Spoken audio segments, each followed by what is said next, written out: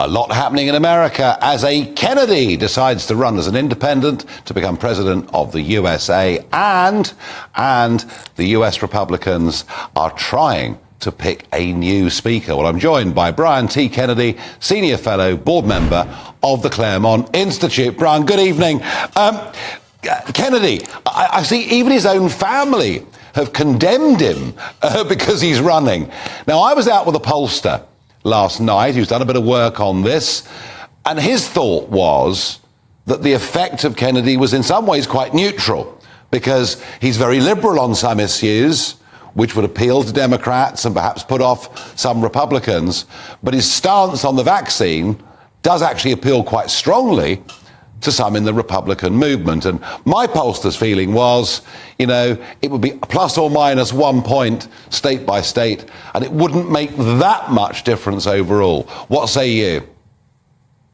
Well, thank you for having me on, Nigel. Great admirer of GB News. Thank you. It seems to me Kennedy does appeal to both sides, and so it might be a wash. But when you look at his appeal to Democrats, it's that Kennedy mystique. And that's been a powerful thing over the years. I've been in rooms with Robert Kennedy. I'm no relation to him, by the way. But I've been in rooms with him, and he has a real appeal just that's hard to describe to everyday Democrats. I've been in rooms with him with Republicans. And I was at a speech at Hillsdale College. He and I were both speaking about big pharma and the harmful effects of the vaccine. He was in front of 800 conservatives in Michigan who were there from around the country and got a standing ovation. Now, these are hardcore Republicans for the most part.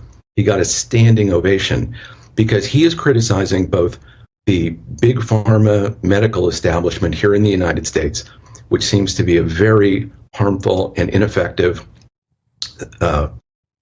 organization for actually, making sure Americans are healthy.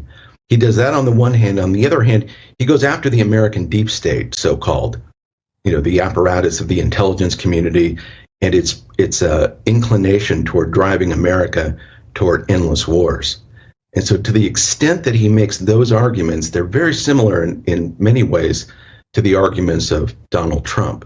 Yeah. So I can see it playing out in a very interesting way. I think he'll be the most consequential third-party candidate since Ross Perot ran for president and moved the election from Bush to Bill Clinton. Yeah, well, he did, and Perot got about 17% of the national vote. Yeah, I'm Ross, you're the boss, and it was a very impressive campaign. Well, Brian, I've not met Kennedy Jr., but friends of mine have been to speeches that he's given and said, yeah, he's a pretty inspiring figure. Now, the Republicans, this sort of small group of Republicans that forced out the speaker, the ouster, as you call it, last week, and McCarthy was gone.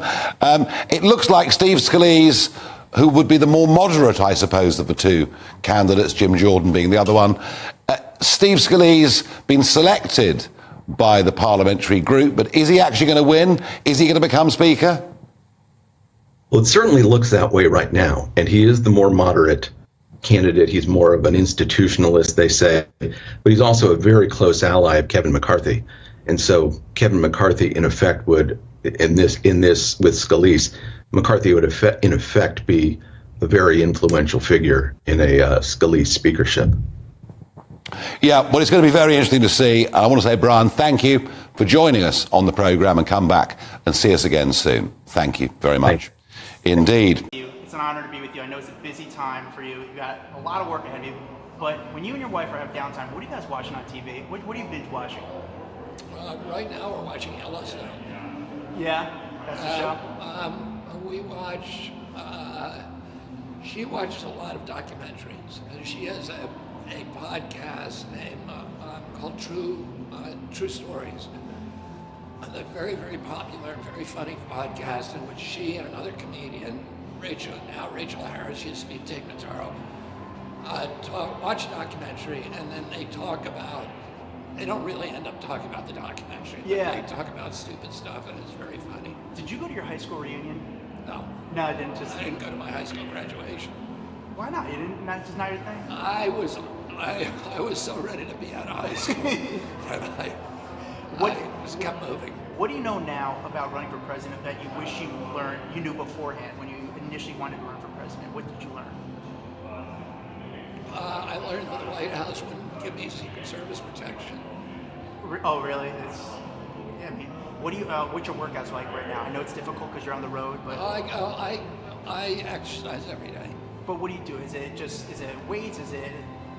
First of all, I walk, and then I hike, and I do about 35 minutes of weights every day. I get in and out of the gym quick. Interesting. Sorry. First of all, I appreciate your time. What is the biggest misconception that people might have about you?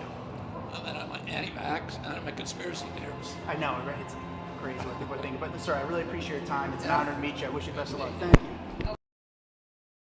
Because the word in Lebanon is, if Jesse Ventura becomes president. He said, Governor, when you're on CNN in Lebanon, we found out that personally, he's the greatest president we ever had.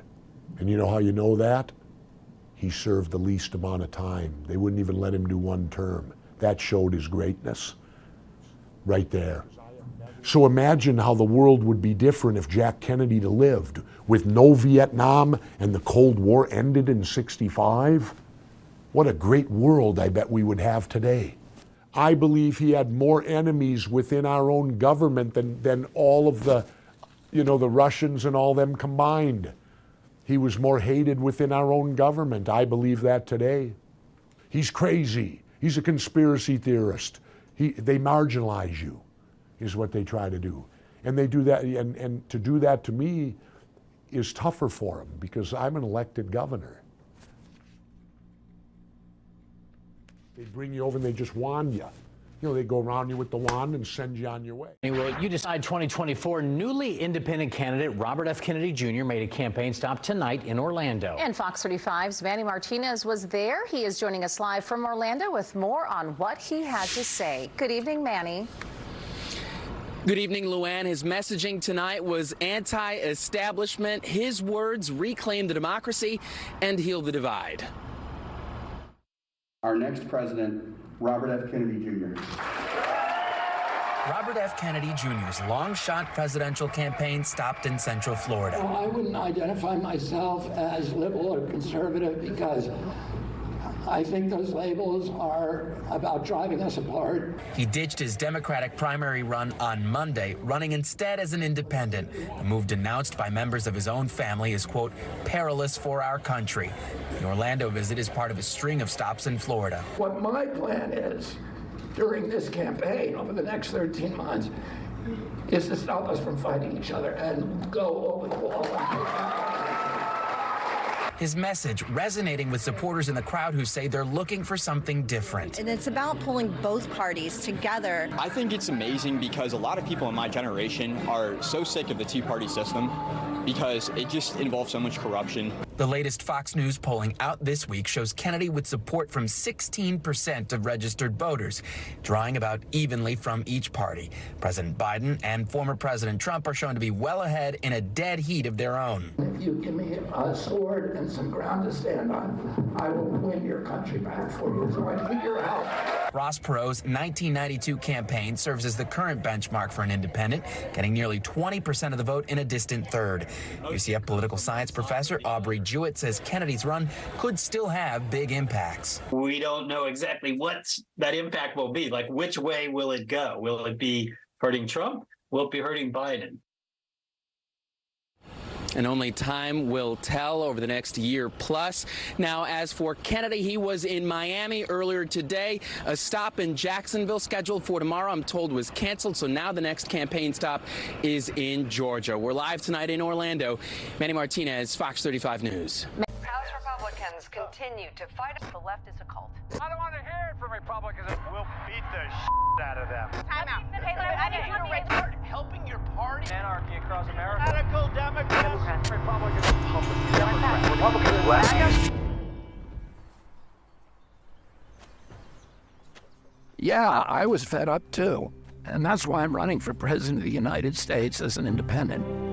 I'm Robert F. Kennedy Jr., and I approve this message. You announced in Philadelphia that you're going to run for president as an independent. You're from one of the most famous Democratic families of all time. How big a step was it to say, you know what, today, sorry family, I'm going to have to take a step away? It was very painful for me. I mean, I was raised in the Democratic Party. My father, my uncles were the leaders of the party. My great-grandfather, Honey Fitz, was the first Irish Catholic mayor of Boston. My other great-grandfather, Patrick Kennedy, was a ward boss for the Democratic Party in Boston. I think it's the right thing right now because we're seeing that, it's the same corporate donors that control both of the parties. And the parties are in paralysis. They cannot, within that party system, they're locked in this war with each other. They're polarizing the American public, and we need a strategy for unity. We need a strategy for bringing people together. And what I've found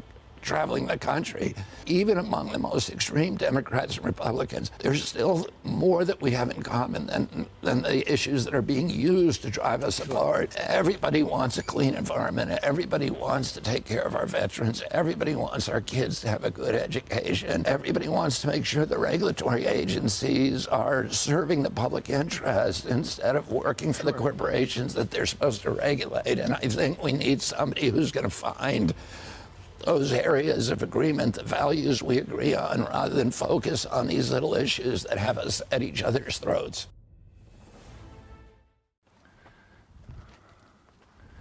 How do you feel about potentially running alongside Donald Trump?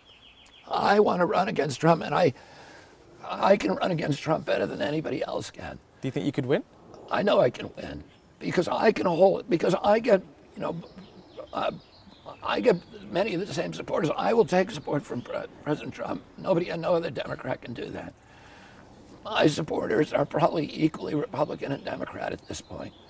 And I get more independent voters than anybody. And I can confront President Trump with the lockdowns, which no Democrat can. Lockdowns, he closed 3.3 million businesses. He closed 41% of the black-owned businesses in our country would never reopen again. It was a war on the poor. It was a war on minorities. It was the destruction of the middle class.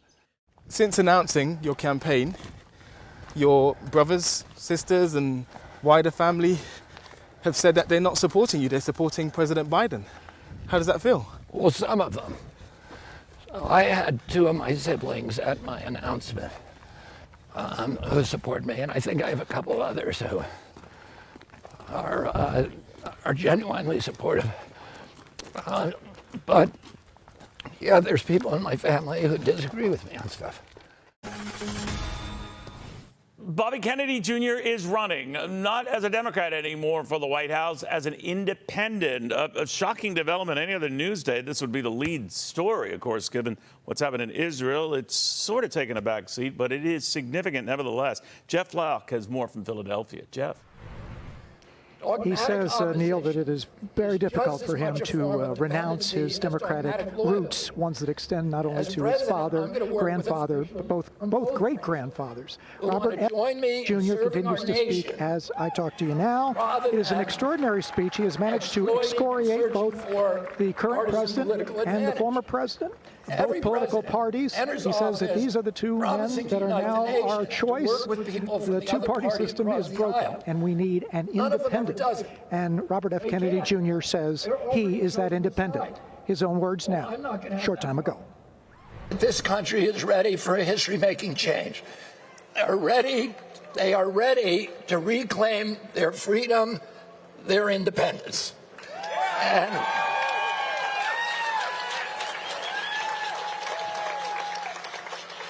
And that's why I'm here today. I'm here to declare myself an independent candidate. United States history. He says that his supporters in this crowd, and I can affirm that, having talked to a number of them, that includes both pro-choice and pro-life people. It includes both environmentalists and climate deniers. He says it's important that we bring people together, and it's not possible for one side or the other, the left or the right, to have all of what they want. And that the answer, perhaps, is in an independent candidacy, someone who can listen to both sides. He used the example, Neil, of himself He said 6 months ago he thought anybody who wanted to close the border was a xenophobe and a racist. Then he went to the border himself, and he's changed his opinion. And he says that is the kind of presidency a Robert F. Kennedy Jr. would bring. Neil. Very interesting. Great reporting as always, Jeff. Jeff Flock. Imagine it's not going to be easy to leave.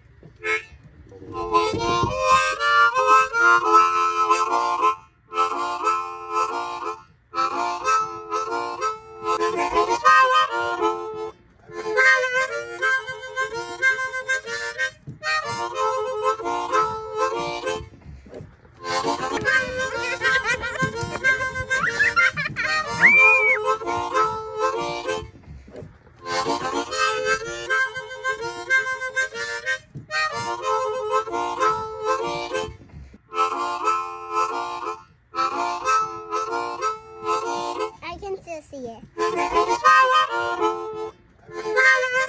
I want it.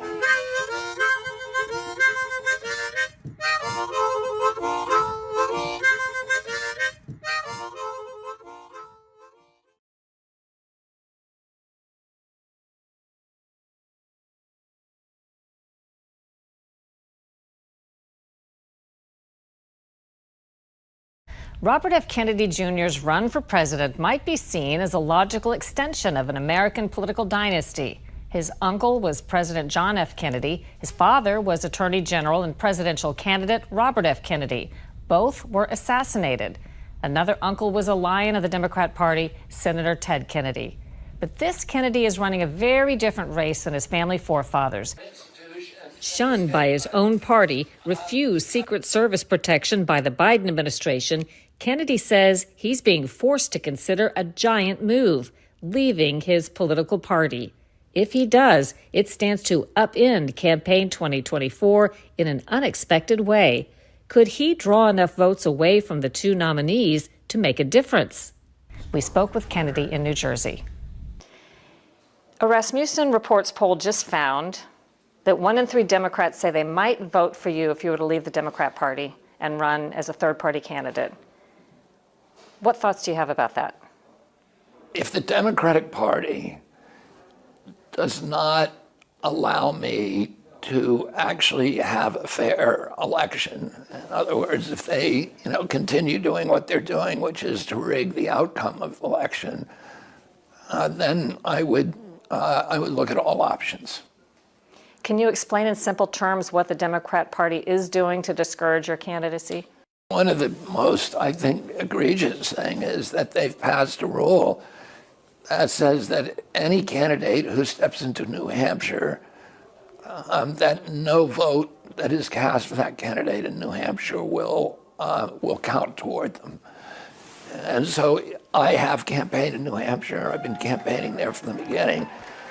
And every delegate that I win from New Hampshire will go instead to President Biden. And they have the potential to do the same thing in Iowa.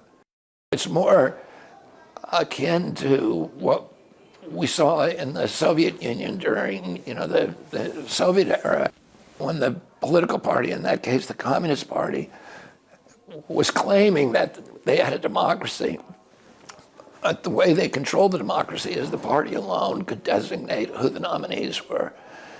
And so the only people the public could vote on were candidates that were chosen by the party apparatchiks rather than, the public. Why do you think the Democrat Party is so against your candidacy? Lifelong Democrat, Kennedy is a Democrat Party name. I think the Democratic Party is increasingly dependent on corporate money. And that I think there's concern that if they elect a populist candidate like Tulsi Gabbard or Bernie Sanders or myself, that the corporate faucets will be shut off. It really is the uniparty, and both parties are involved with protecting those corporate donors, and they're the same corporate donors. And I think that frightens them that that flow of money would be shut off. The Twitter files revealed that you were targeted by government and vaccine interests for questions you raised and information you distributed about COVID and COVID vaccines, even when it was absolutely true. What are your thoughts about that? So they couldn't find anything that I wrote that was actually misinformation, that was erroneous. They made up a new word, which is malinformation. And malinformation is information that is true, but nevertheless inconvenient for government. And they began censoring me on that. There were literally thousands of people who ended up being censored. Mothers who reported that their child had been injured by a medical product were abolished. Doctors who saw patients who were injured or who had treatment regimens that, that they felt worked to restore people, they were removed from the social media. And then any discussion of scientific articles, even publications of CDC's own website that showed things that were critical of vaccine safety. It wasn't good for public health and it wasn't good for our democracy. So how do you prevent something like that from happening? Well, as president, I would prevent it by issuing an executive order immediately. Then I would try to pass legislation as well, and particularly the intelligence agencies. We need to get a handle on them because, as we now know, the FBI had opened a portal so that they could directly censor Facebook and Twitter. And they were allowing the CIA also to censor people that they didn't want, censor discussions that they did not want to occur in public. You've spoken more than any candidate that I've heard about a really big problem, chronic health disorders that are plaguing our society, our children and adults as well, such as immune disorders like juvenile diabetes, Crohn's, POTS, celiac disease, as well as disorders like autism, the epidemic that has not been successfully addressed even by the most well-funded public health agencies in the world. What would you do about that? Well, we've gone from having 6% of Americans have chronic disease when my uncle was president to probably around 60% now. We don't really know because NIH won't publish the numbers or do the studies. And we have the sickest generation of kids that we've ever had in our country, and we are the sickest country in the world. Oh, you have to figure out an exposure that hit all Americans, every demographic beginning around 1989. There's a limited number of them. High fructose corn syrup, cell phone radiation, and there are PFOAs, which are flame retardants that were put in a lot of products, our children's pajamas and almost every piece of furniture at that time. And then the vaccine schedule that, of course, went from 3 vaccines I had as a kid to 72 vaccines over a very short period of time during that period. And all of those diseases, by the way, are listed on the manufacturer's inserts for those 72 vaccines as potential side effects. So those have to be a culprit too. It's probably a combination of all of these, insults. I'm going to go down to Bethesda, to NIH headquarters, and I'm going to say to them, we're going to shift a lot of our focus now from development of incubating pharmaceutical drugs, pharmaceutical products, which is what NIH does, allow them to treat the chronic disease that they're causing. And I'm going to say, we're going to start figuring out what's causing the chronic disease. And there's a lot of other things that need to be done. We need to get pharmaceutical advertising off of TV so that the television stations can return to telling the truth to the American public about health, rather than serving as propagandists for this very, very corrupt industry. What are your answers or thoughts as to what you would do about the situation with Ukraine and all of the money that's going out the door now? Well, with Ukraine, I will settle the war very, very quickly as soon as I get into office. The Russians have tried to settle it twice on terms that were very, very beneficial to us. And in both cases, the United States government blew up those agreements. And why do you think that is? I think that the U.S. Wanted the war. So you have Republicans and Democrats on both sides who are saying, the real objective of this war is to degrade the Russian army for strategic reasons. And Ukraine has ended up as a pawn in a proxy war between the United States and Russia. I think it's a bad policy. I don't think our objective should be to degrade the Russian capacity. I don't think Russians threaten the United States. Russia had a defensive capacity, but they've never done anything to develop an offensive, imperialistic capacity. What is the status of Secret Service protection for you? We've made multiple applications for Secret Service protection, and the Biden administration has denied me. What reason are they giving you? They don't really give a reason. They just say that they don't. The White House has determined that it's unnecessary. I've had home invasions by intruders. Since I declared, I've had, people, a man got up to the second floor of my house who had tried to invade Kennedy homes before. I think the Biden administration has decided to play hardball, and they know that 30% of the money that we raise for my campaign, I have to spend on private security. Former President Trump, when I asked the question, said he knows you, he likes you, and he could see working with you in some capacity. What do you think? I think that's very nice of President Trump to say that. Could you see yourself working in any capacity with Donald Trump? That's not a job that I would look for. If I'm not able to run things, I would not want to be in government at all.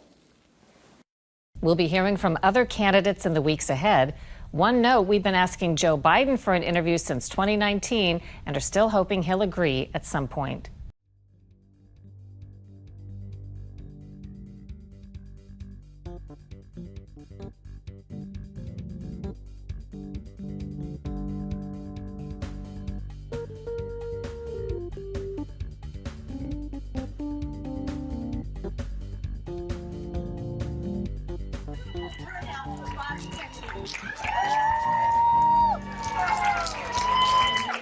I knew I moved here 18 years ago for the right reason. This is it. So here's a couple little updates. First, thank you all for coming so much. We are packing the house, as you can see. We have about 300 people still outside. So security's working as fast as they can. We only have 24 chairs up here by design for people who are disabled or elderly and can't stand for this time. So please only use those chairs if you fit in those two categories. If you haven't signed up for local participation in the Kennedy campaign, please do so in the back there. Patrick's waving his hand, and we're waiting for everybody to get involved locally so we can really show how powerful North Carolina will be in this election. Let's see, merchandise for sale, beautiful sweatshirts and hats. So again, we'll start as soon as we possibly can. As soon as that back area fills up, we're going to expand the room with these partitions. So we need people to get in the back there and spread out a little bit maybe. And truth is power, yes. So anyway, thank you all for coming. We have a great show today with Charles Eisenstein. How about our wonderful musicians, David Newman and Mira? And the teams here are incredible. We're working as fast as we can to get everybody in. And again, thank you, Asheville, for following the truth, following the next president of the United States, Bobby Kennedy.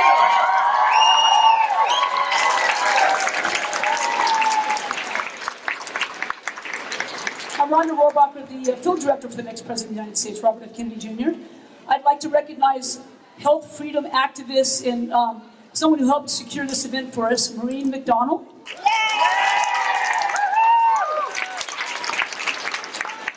And Beth Baldino, the Western North Carolina Regional Coordinator for Kennedy for President campaign.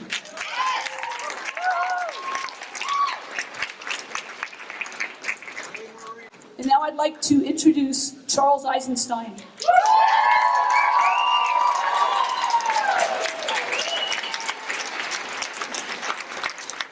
provider, thought leader, and senior advisor to Robert F. Kennedy Jr.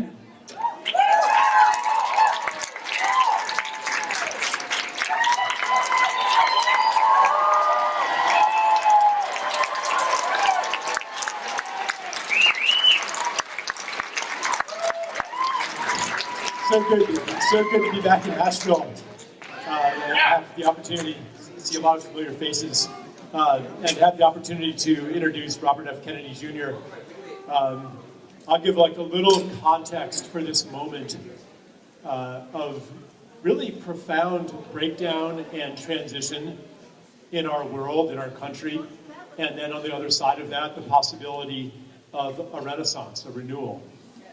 We have an economic breakdown that's been in slow motion for many years. We have a breakdown in our stories about ourselves and about our country. We have a breakdown in the story of the American story of life gets better and better with every generation, and we're solving our problems. We have a breakdown in the story that other countries, other people in the world hold America in as the beacon of freedom and democracy and peace and justice in the world. And we have a breakdown in the American political system and the way that we see ourselves as a people, the Democrats and the Republicans, and a kind of a confusion as the old political alignments and the entrenched ideologies no longer make sense. And that is the context in which Robert F. Kennedy Jr. has decided to run not as a Democrat, not as a Republican, but as an independent.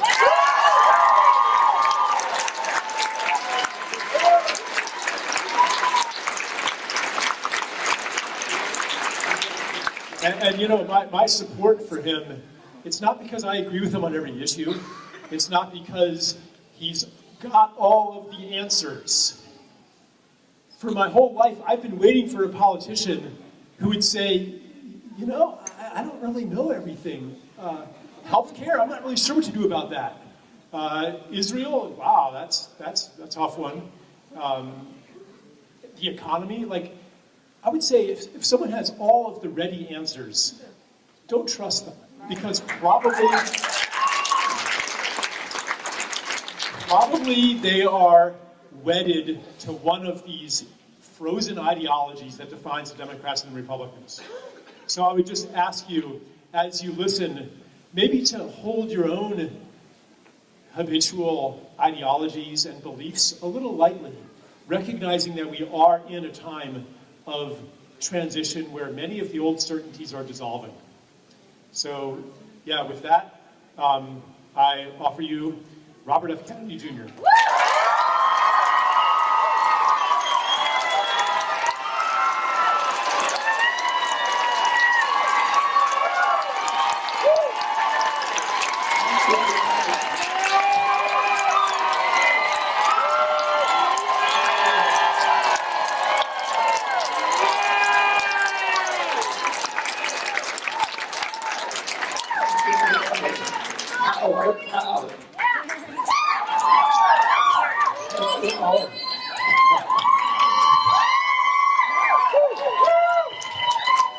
Thank you all for coming out on a Sunday. I want to thank Charles for coming up. And first of all, I want to say hello to Asheville. I've been in Asheville many, many times, a very special place of kind of consciousness and enlightenment, and I love the people here, and I always love coming here. I came here for many, many years because one of the organizations that I helped run was the French Broad Riverkeeper. I came here a lot for fundraising and to meet people and recruit volunteers, and I just always love coming here. And Charles, I think, really fits well into this community. As those of you know him, I really didn't know Charles. Charles I met through one of these weird synchronicities that brought a lot of the people to my campaign, which is I train hawks, and I'm a falconer, and I've been training hawks since I was 9 years old. And I have a lot of birds, and I do one of the fundraising, mechanisms that we use is we give away auctions a couple of times a year for children's health events. I did the same thing for Waterkeeper. To spend a day falconing, and a woman, this was a lottery, so a woman, people put in $10 to win a chance. This woman ran it from New Jersey, and she said, "Do you mind if I bring Charles Eisenstein with me?" And I didn't know who he was. And he came, and I spent a day with him in the woods and in the meadows, and I was listening to him talk and thinking, who is this guy? So, he's really smart. And then a week later, I called him, and we were just, deciding to run at that point. A week later, I called him, and I said, would you consider coming to work on the campaign? And, it's one of the, there's an extraordinary group, a team of people who are running my campaign. And they all get along, and they're all kind of operating at a kind of spiritual level. But Charles is just such a gift to us, so I'm very, very grateful for his friendship and wisdom.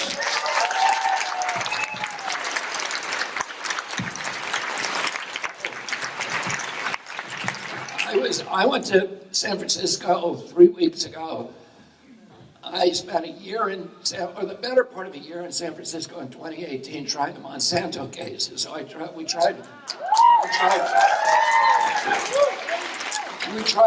we had about 2,400 cases, people who had gotten non-Hodgkin's lymphoma from Roundup. They're mainly home gardeners.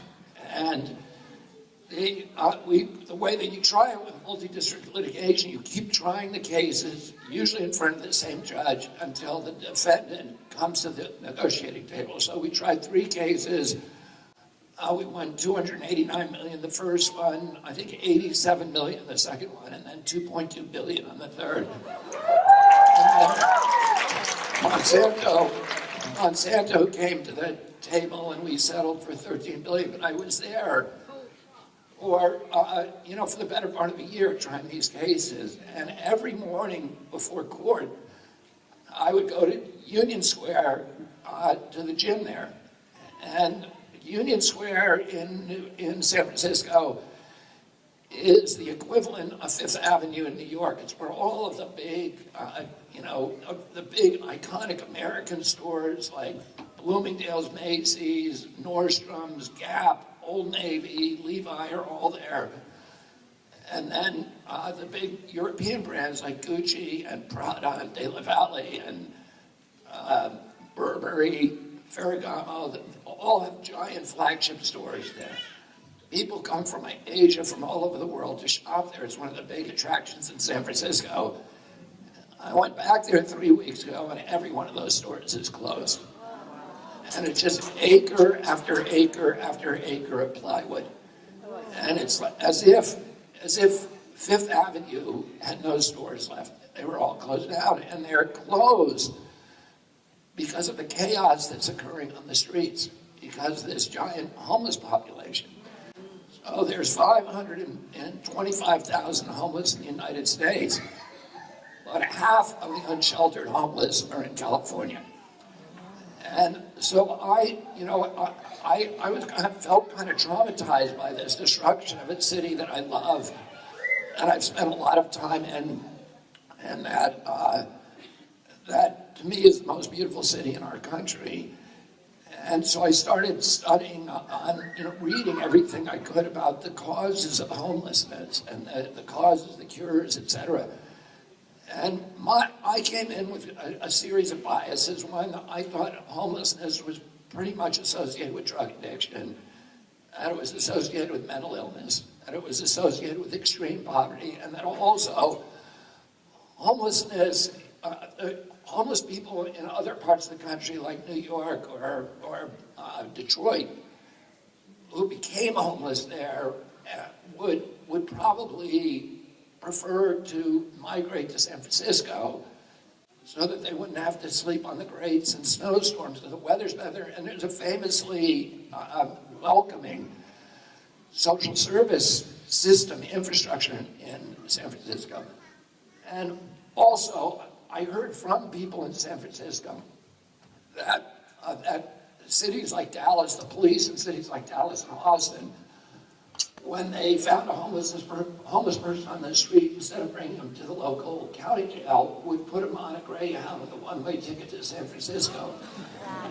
A lot of people in San Francisco believe that. And my son Connor introduced me to a writer called Matthew Desmond, who's written a book called Evicted. It's a best-selling book, and it's kind of the definitive work on homelessness. And he had a lot of lectures and podcasts, and he's done a tremendous amount of research with the University of San Francisco. And they've actually gone out, given questionnaires, and had interviews with, a large part of the homeless population in San Francisco. And what he says, what his studies show, is that the homeless in San Francisco are almost all from San Francisco. They weren't imported. And that they were not, they didn't start out mentally ill. A lot of them become mentally ill. Homelessness makes you mentally ill very fast. Within 3 days, you begin to have this psychic deterioration. But very few of them actually started out mentally ill. And that there are much higher populations, higher concentration of drug addicts in other places like West Virginia and Detroit, which don't have homelessness problems and poverty in those areas. San Francisco is the richest city in the country.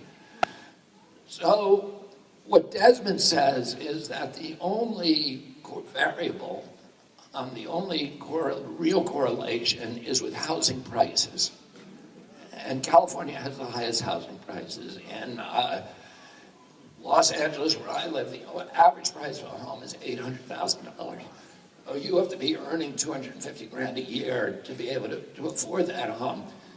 And what Desmond says is this epidemic that we've seen of homelessness in San Francisco is about to travel across the country like a tsunami, and carry with it the same levels of social deterioration, economic destruction. And the reason for that is this unprecedented escalation in housing prices. You all know that the price of everything is going up from inflation. And inflation, of course, is the result of spending $8 trillion on war over the past 20 years and $16 trillion on COVID, all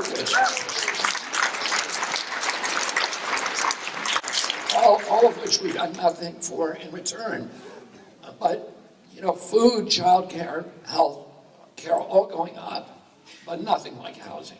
The average price of a house in the United States 2 years ago was $215,000. Today is $400,000. And the interest rates have gone from 3 to 7%. So a young couple trying to get into a home today will pay 4 or 5 times what they were paying 2 years ago. And why is this happening? Well, the big reason is there's 3 giant companies, including the biggest company in the world, BlackRock, and then Vanguard and State Street, 3 of the biggest companies in the world. And those companies all own each other. So it's really one big company. And they also own, collectively, the 3 companies own 88% of the S&P 500. So they own business in this country. They own everything. And they've now decided they want to own all the land. So they're buying the agricultural land, and they're also buying the residential housing. They want to turn us into a nation of renters rather than owners. And they already have corporations own now 5% of the single-family homes. Within, if we stay on this trajectory, within 6 years, they'll own between 40 and 60%. And what does that do to our country? Well, one thing is, it makes it impossible for young kids, who are getting out of, who are graduating college or out on the street, to ever get into a home. The big promise, as Charles mentioned, the central promise of the American dream was that if you worked hard, if you play by the rules, you can finance a home, you can have a summer vacation, you can raise a family, you can put something aside for retirement on one job. There's not a single kid walking around today who believes that promise applies to him. I have 7 children, and my oldest one is 39 and has a home. He's in a home because he missed this. The rest of them aren't even, they all went to good schools.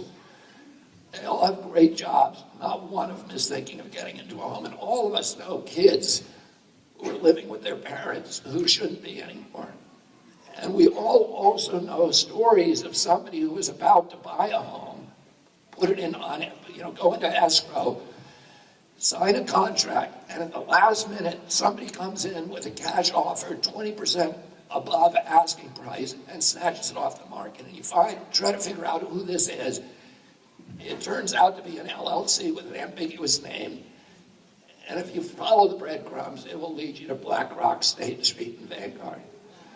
So, my kids, are, like I said, they're worried about their college loans. None of them, when I was that age, me and my friends were at least thinking strategically about how you own a home. And in this generation, they're not.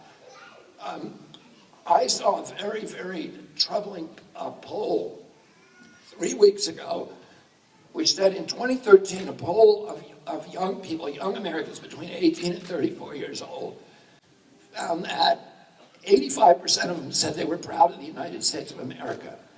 The same poll taken 3 weeks ago shows that only 17% are. So somehow in the last two presidential administrations, the entire morale of a younger generation has been shattered. You have a whole young generation of kids that is utterly disillusioned, that has no hope for their own future, and has lost all the pride in this country and it's not because they're apathetic, it's because we let them down, we betrayed them, we've given them a world where all the promises that were made to us and made to them have been broken. And what does it look like, if we have a nation of renters? If you're a nation of renters as opposed to buyers, it's the same as going from being citizens to being subjects. If you own a home, you care about your community. You care about the schools, you care about the hospital, you care about the police, you care about the appearance of your property, you are concerned with your neighbors, you are rooted in that community, but more importantly, you have an entree into the capitalist system because you have equity. So if you have an entrepreneurial impulse, you can get a hold of capital. And even if you wanted to buy something small like a sewing machine or something, or bet the whole second mortgage on a restaurant or a bar or a retail outlet, you can do that. We had a period of our country that I was raised in the height at, economists call the Great Prosperity, right after World War II, when the American middle class became the greatest economic generator in the history of mankind.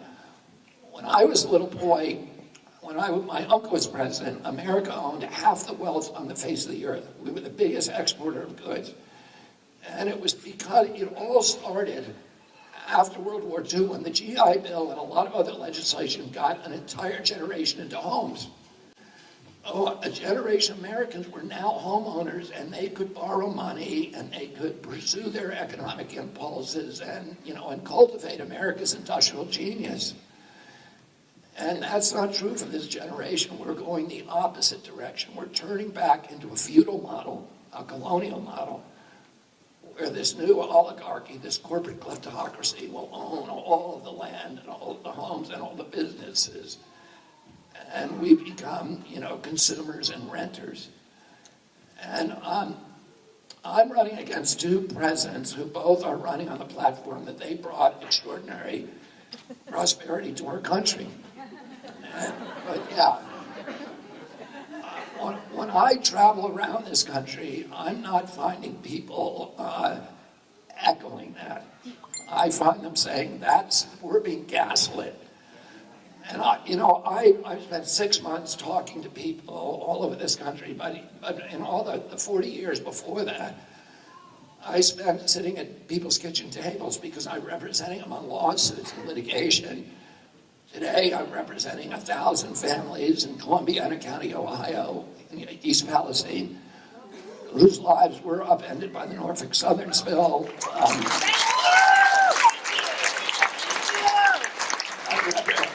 Until recently, I represented 10,000 people in Smelter, West Virginia, who were poisoned by a zinc smelter, and I'm also representing 10,000 families up on the Ohio-West Virginia border who were poisoned by DuPont's, by PFOAs and PFA acids from DuPont. And I have cases like that all over the country, so I spend a lot of time sitting at people's kitchen tables. And what I'm hearing about is a disintegration, not only economically, but also culturally. Our communities are disintegrating. Our public health has never been worse. The chronic disease epidemic, which is overtaking the middle class in this country, and the mental health epidemic of suicide, of alcoholism, addiction, depression, which we've never seen anything like this before. And the average wage in our country is now $5,000 less than the cost of basic human needs. So food, transportation, and housing. They're not the good food. Not Whole Foods. But the food that you get at the regular grocery store, which is very low in nutrition and very high in, pesticides, actually, neonicotinoids, all of these, really are things that are contributing to the epidemic. If that's what you buy, if that's, the basic needs to keep you alive, your $5,000, the average American is now $5,000 in debt at the end of the year. How are they paying that debt? They're putting it on a credit card. So 2 weeks ago, we hit a new milestone in our country, $1 trillion in credit card debt, private credit card debt, $1 trillion. And the little companies, Visa, MasterCard, Wells Fargo, Chase, Citibank, and Morgan, are charging 22% interest on those cards. If you're the mafia did that, they would go to prison. It would be called loan sharking. They go to jail. But those companies, it's just business as usual. Who do you think owns every one of those companies? BlackRock. So yeah, they're doing it right in front of us. They're strip mining the wealth, the equity from the American middle class and our democracy at the same time. During COVID, and I run into people who are making these terrible choices now. Elderly people who are cutting up their prescription pills to make the prescription last for a week. Mothers who are changing to cheaper ingredients to make it through the grocery line. A kid a couple of weeks ago told me every Tuesday I choose between having a meal and filling up my car with gasoline. People choosing, between a young couple who told me about sitting in their living room with the baby crying on their lap in a rental apartment they can no longer afford because the consolidation of housing is now driving up rents. And listening to the baby cry and having to wonder whether that baby is $50 sick or $100 sick or $1,500 sick before they bring them to a hospital. Those kind of arguments shouldn't be taking place here. 57% of Americans cannot put their hands on $1,000 if they have an emergency. And if you are in that group, which is more than half the people in this country, and the engine light comes on in your car, it's the apocalypse. Because you can see the future. You can watch your life circling the drain. You know you can't pay that mechanic. Your car's going to die. You're not going to be able to get to work.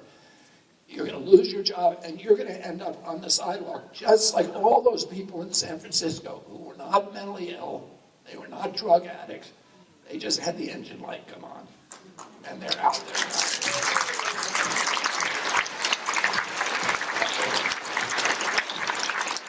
You remember during COVID, they locked down, they shut down 3.3 million businesses.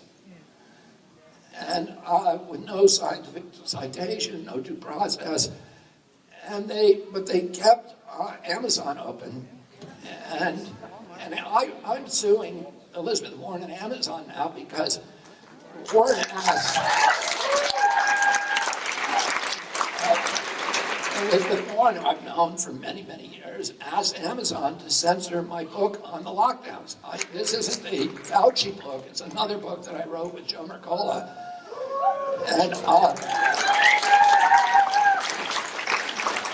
Amazon was censoring Amazon got to close down all of its competitors.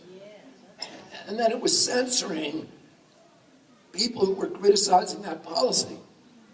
Well, it was raking in billions. And we all got like a 2.5-year lesson in how to learn Amazon, how to use Amazon. I didn't know how to use Amazon prior to COVID. And and by the way, it's magical.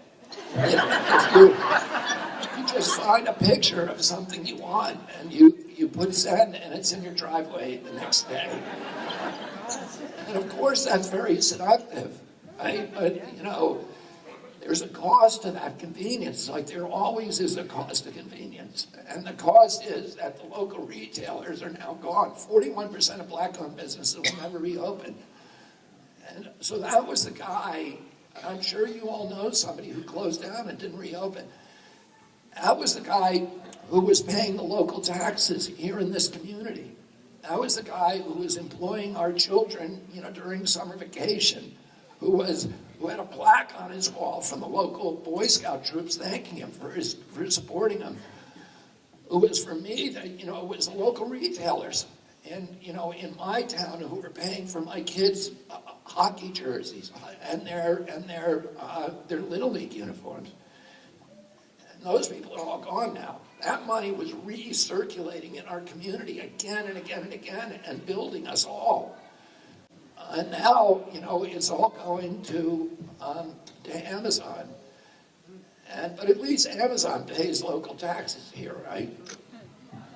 No, they don't. But at least they pay federal taxes.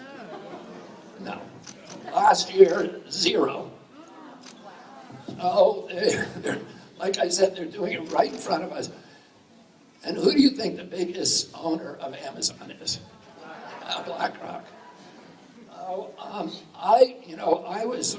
I saw President Biden when he came back from Vietnam. He went to Hawaii, and he did the first day there, he did a 9/11 memorial. And he said in his speech something that surprised me. He said that Osama bin Laden bombed 9/11 because they hated us for our freedoms. Oh, it surprised me to hear him say that because that's what George Bush said back then. And all the Democrats ridiculed him for it. And I went on Neil Cavuto the next day and I said, you know, that's just not true. That's propaganda. It's just not true. I don't know why he would say that. Well, what is the motivation to say something that is patently not true?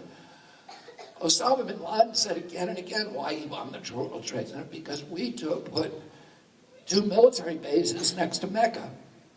And he said before that he loved the United States because we had supported him and fought side by side with him in the Afghan war and helped expel the Russians from Afghanistan. Oh, he had no problem with our country till we put military bases in his home country and next to, you know, Mecca, the most sacred city for his faith. And it's not because they hated for his freedom. I went to Poland with my dad. When I was a kid, everybody wanted, we were the biggest exporter of goods in the world.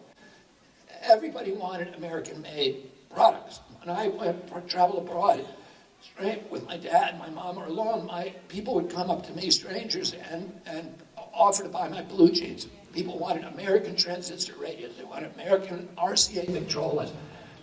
Television sets, which we invented, were the only manufacturer at that time. Our automobiles, which were the gold standard automobile in the world, everybody wanted them.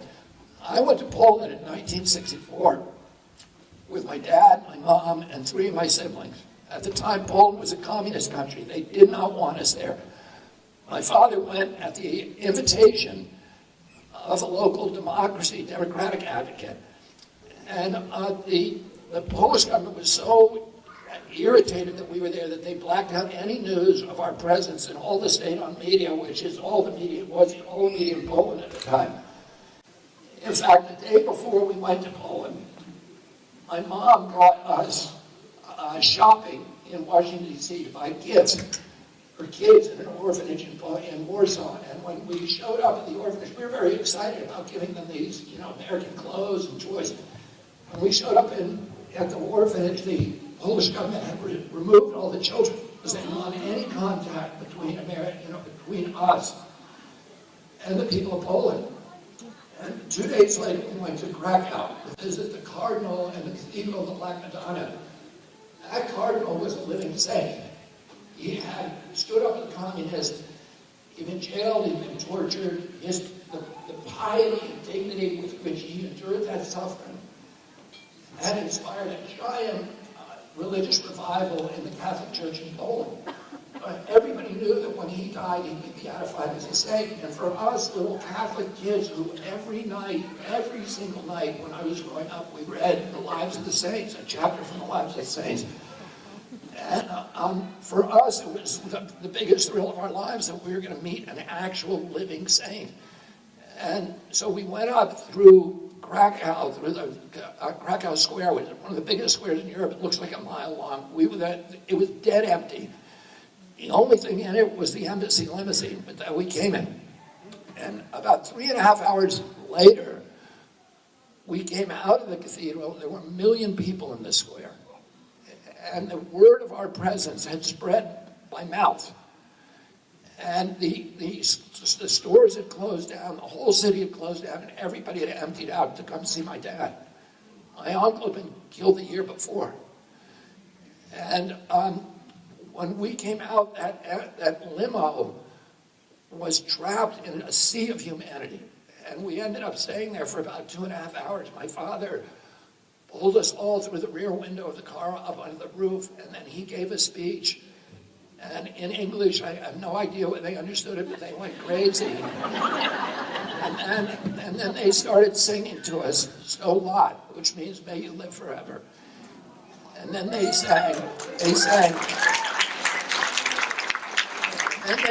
singing an anthem that we were told was illegal at that time. It was an anti-communist anthem, and it was a criminal act to sing it in Poland at that time, and they sang it again and again and again for 2 hours while we stood on there. And I was a little kid, 11 years old, signing autographs for the first time in my life and watching this crowd with tears flowing down people's faces, with these expressions of joy on their face, and reaching up, all of them just reaching out to try to touch one of us or to touch my dad. On that same trip, I went to Greece, Italy, France, Germany, England, and everywhere we went, we found those crowds were there. And they didn't hate us for our freedoms. They loved us for our freedoms. They started hating us when we betrayed our freedoms, when we betrayed our values. And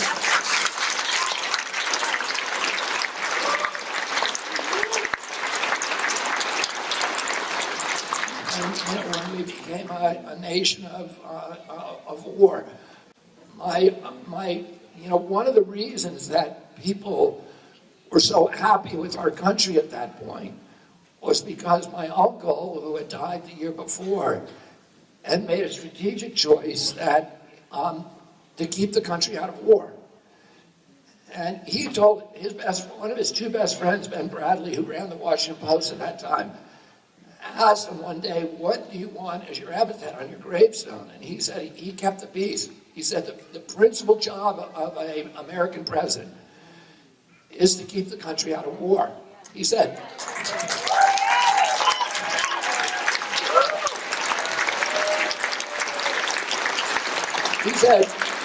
he didn't want little kids in Africa and Asia and Latin America, when they heard of the United States of America, to be thinking of a man with a gun.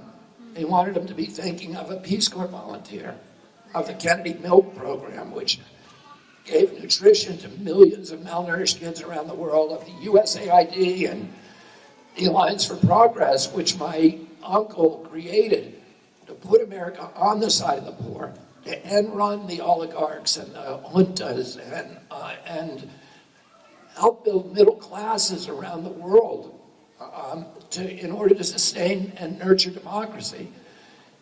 3 days before my uncle took office, Dwight and I was at his inauguration, and on my birthday, January 17th, 1961, Dwight Eisenhower, the outgoing president, gave what today I would look back and say is probably the most important speech in American history, where he warned America against the emergence of a military-industrial complex, which would transform our exemplary democracy into an imperium abroad and a surveillance state, security state, a garrison state at home.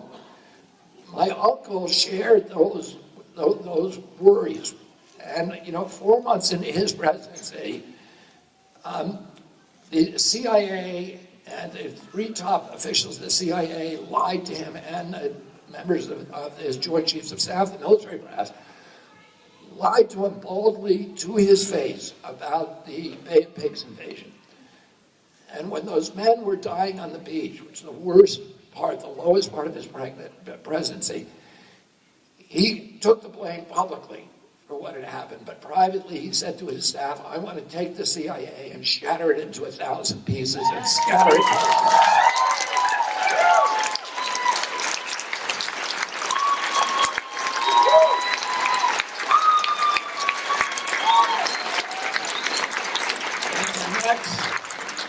In the next few months, he fired Charles Bissell, who was the chief military officer of the agency.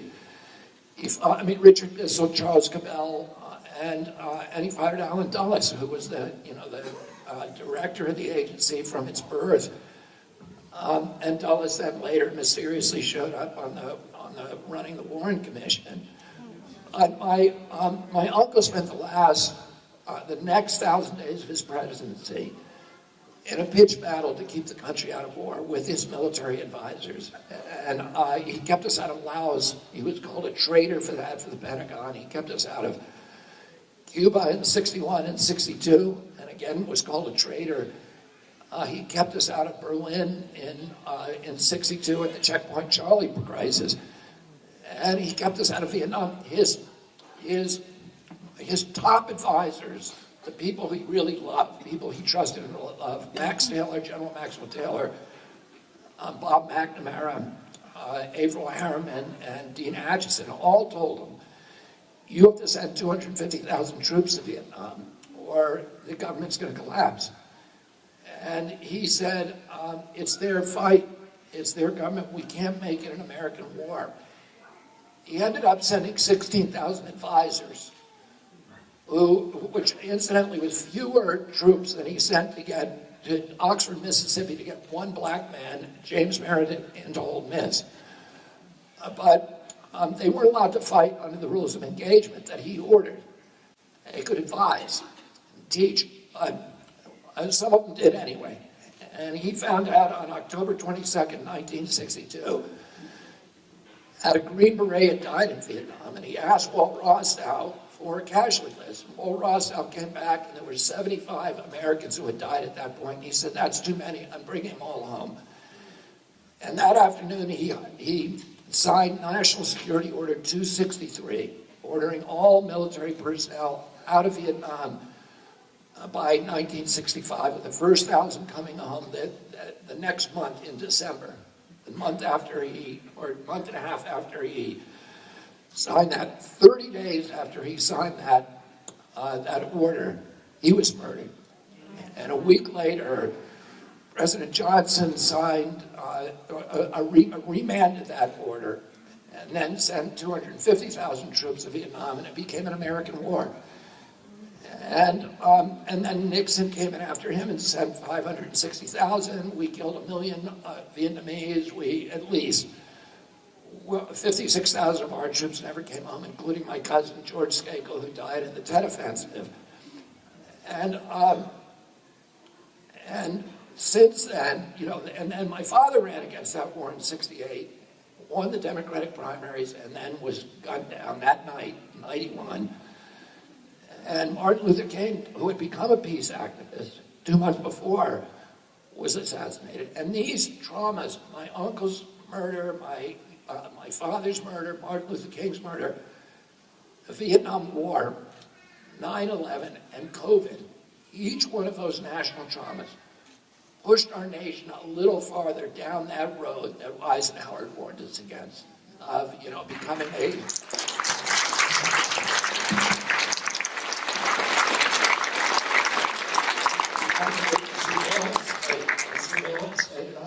we're living in that reality right now where I think everybody here has the feeling that it's not really a democracy anymore. It's like a Hollywood set, it's a kabuki theater of, it has these little things like the ritual of voting and everything that tells us that we're living in a democracy. And how many people here really believe that, that anybody in government is actually listening or cares about anything you say? There's very, very few people. And now, we're in it.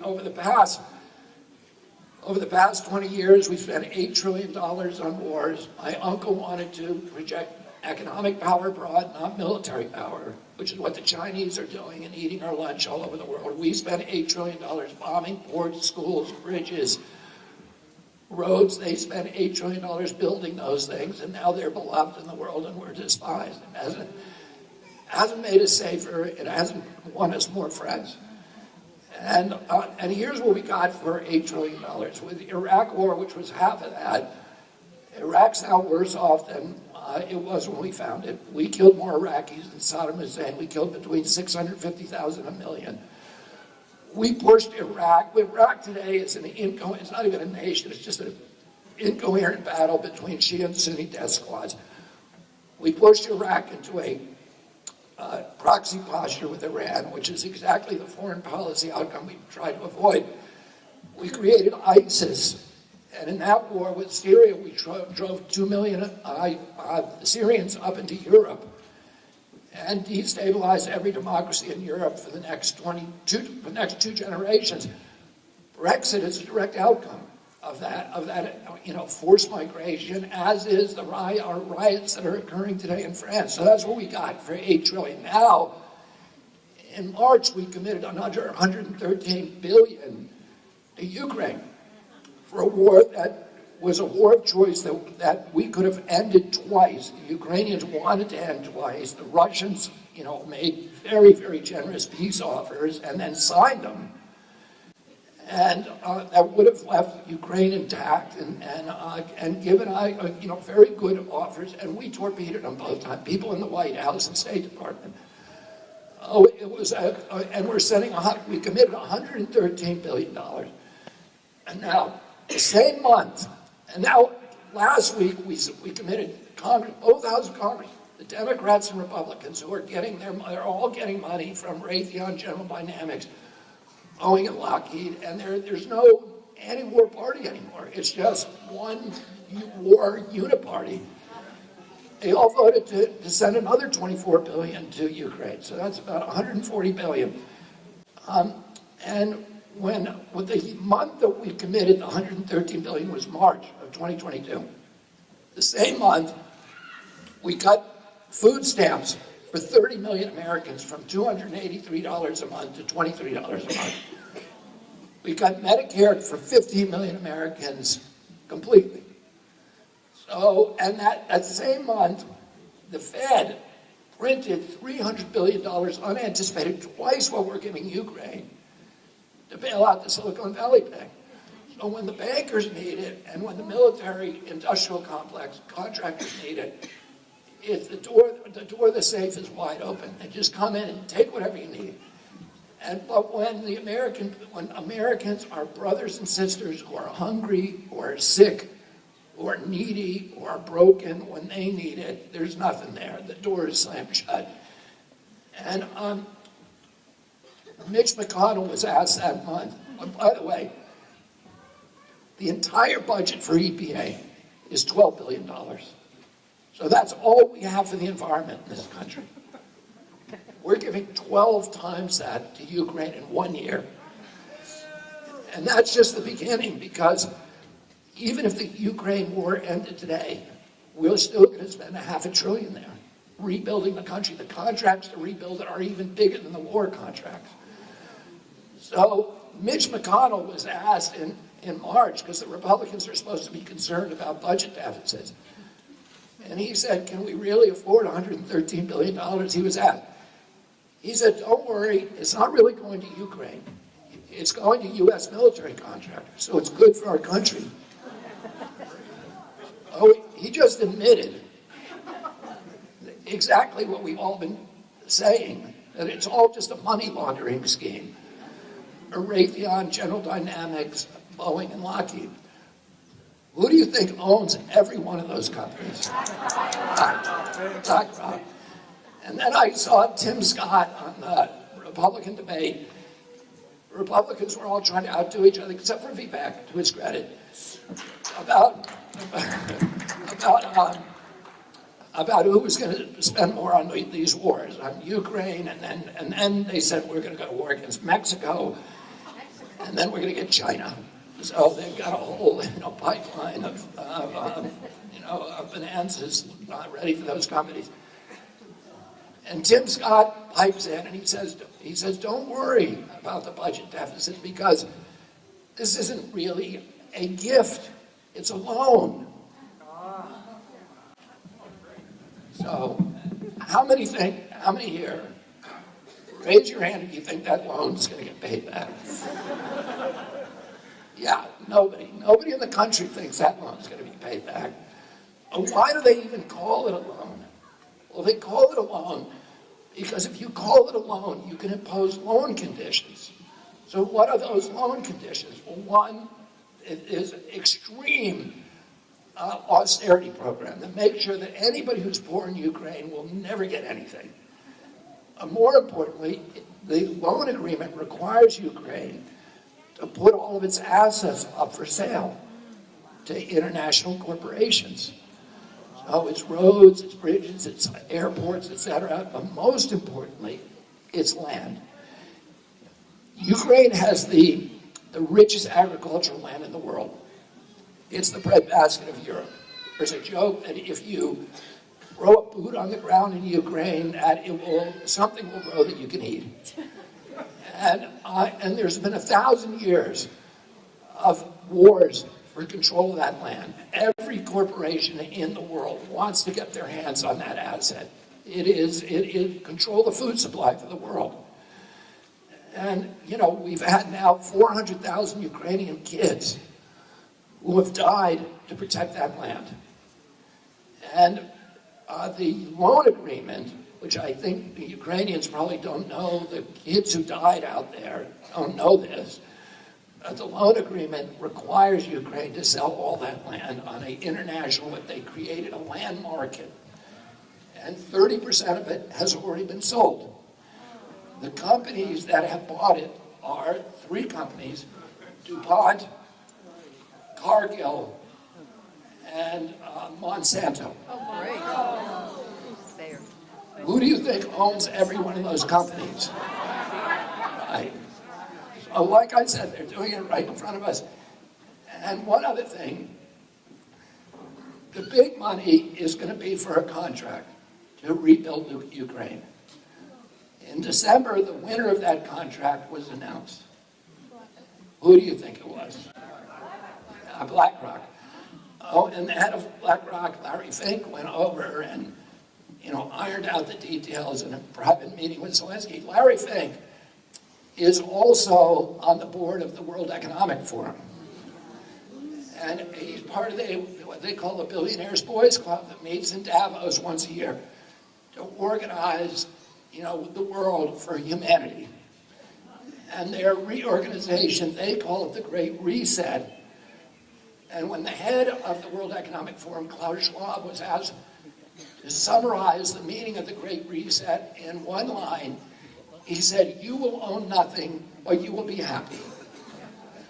So they're responsible for the first part of that. And then I guess we're responsible for the happiness part. But they're going to own everything. So, like I said, they're doing it right in front of us. And how are they getting away with it? Here's how. They're keeping us all at each other's throats. Black against white, Republican against Democrat. using these culture war issues. It's like the jangling keys over here while they're robbing the bank over here. Everybody look at this and don't watch what we're doing. If you look at that Republican debate, it was all culture war issues. Nobody mentioned BlackRock. Nobody mentioned what's happening to land prices, to property prices. What's happening to this generation of kids. Nobody gave us any solution. It was all, be tough on women, be tough on gays, be tough on trans, be tough on Mexico, be tough on China, be tough on Ukraine. And, and they're all important issues, but it misses the big point of what's really happening in this country. And, when the king and queen look over the balustrades of their castles and all of their subjects are fighting each other, they go back to the banquet table and they pop champagne corks because they know nobody's coming over the castle wall. And what my objective is with this campaign over the next 13 months and, during my presidency.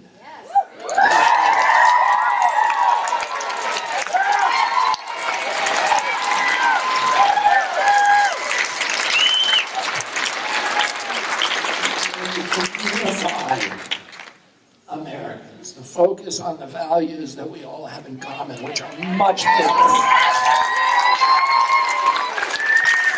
much larger than the issue of peace war.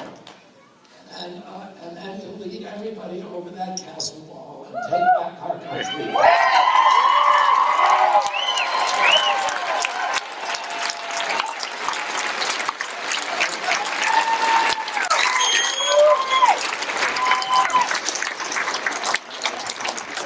I feel like I am uniquely able to do this because the big issue that is the central issue of all of this is this corrupt merger of state and corporate power that is taking place in the public agencies. I've turned these agencies into predators against the American people, and I've spent my 40 years suing those agencies. I've sued almost every one of them. I've sued DOT, and I'm doing that now. I've sued USDA, the Department of Agriculture, which was created to help small family farmers and to make sure that we had a wholesome food supply, and its function is actually to do exactly the opposite of that. And then I've sued EPA, FDA, CDC, NIH.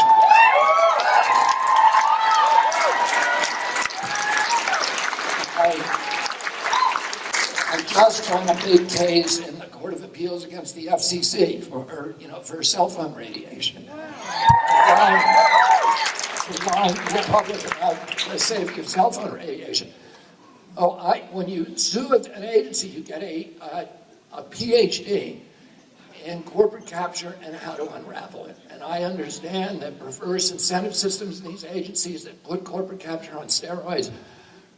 I know the individuals, their names of many of the people in these agencies who are chiefly responsible for the corruption. And I feel like I'm excited about having this job and actually going into those agencies one at a time and cleaning them up and returning them to serve the American public.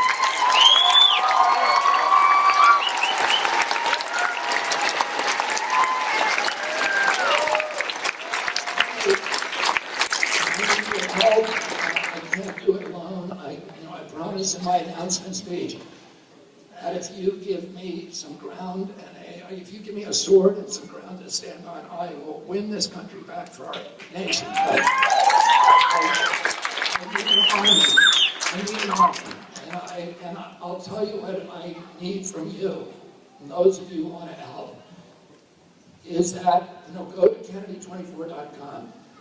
If you can send any money, do it. $5. If you can't do that, volunteer. We have 220,000 volunteers now.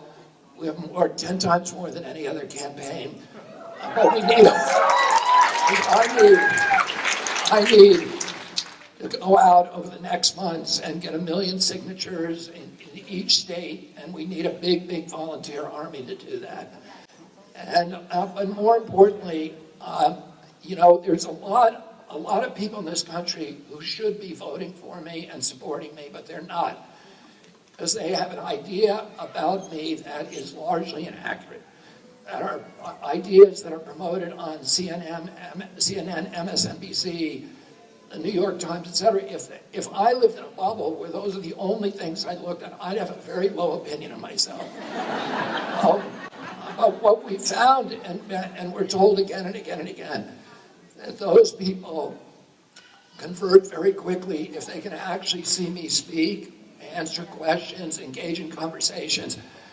And what people say is if they have a relative or, who's just, dead set against me with all of these ideas, and they can get them to watch to a few minutes of the Rogan podcast or Tucker or Jordan Peterson or all of them or any of those. There's a very, very high and very quick conversion rate. So how do you do that? You wear a Kennedy button, you wear a Kennedy hat, a t-shirt, you put up a lawn sign and, put on a bumper sticker, and when people ask you, people will come up and ask you. Most of the people who do that get good receptions, by the way. They're not people throwing eggs at your house, generally speaking. But when everybody reports people come up to them and say, why are you, supporting them? And if you can direct them to that podcast, like I say, we have a high conversion rate, and that's what we need to do. We have a good period of time, 13 months to do it. So, and my numbers are already enough that should guarantee me a place in the debates.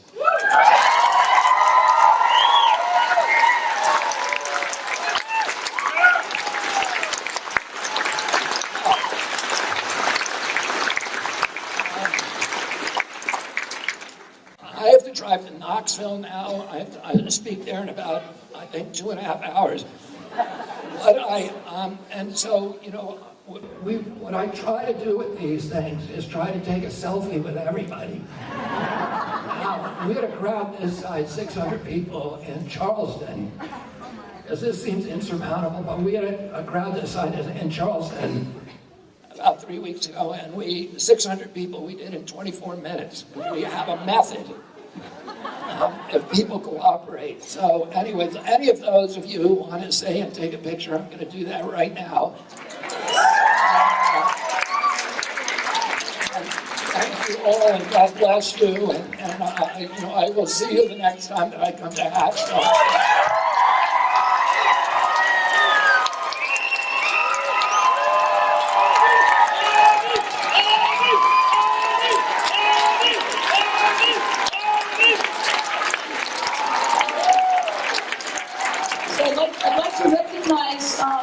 Dave Newman and Mira, who provided beautiful music this evening, and while we're doing selfies, they're going to be performing a very special song called Stay Strong. And please get your cameras out and your phones ready, and no autographs today.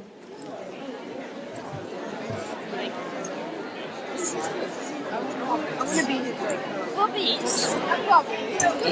We do need help getting signatures. If you'd like to volunteer, please see Beth Baldino at the back and sign up and take a yard sign.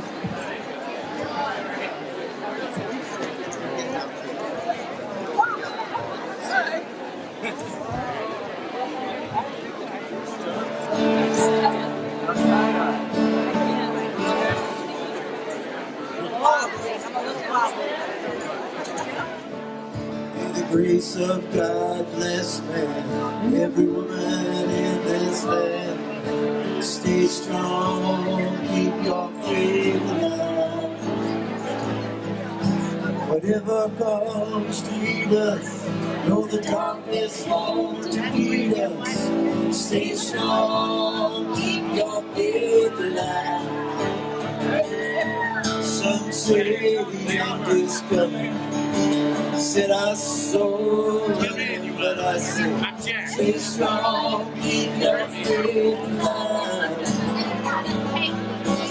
Let's all come together, take care of each other. Stay strong, keep your faith alive. Let's hear it. Raise your hands. Raise your hands. In the air. Everybody, stay strong, keep your faith alive. Take a stand.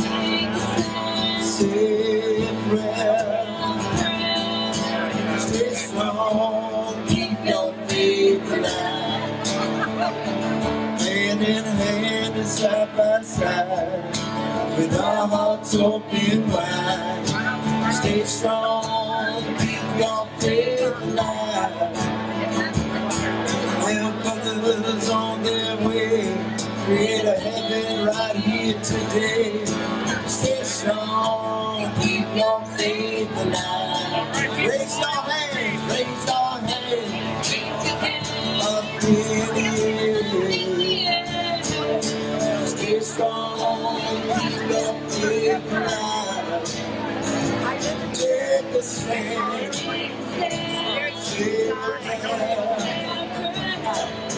stay strong, keep your faith alive.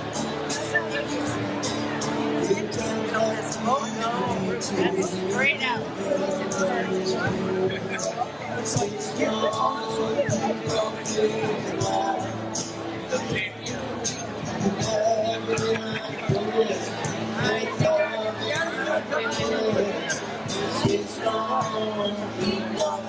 Well, we're having a gathering next Sunday at my place.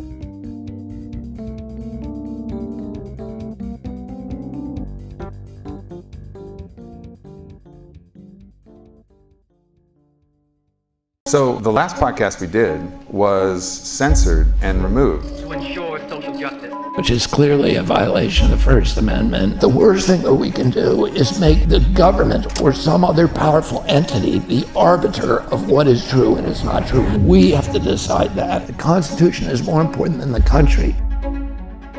The easiest thing for a politician to do is to appeal to our anger, our greed, our fear.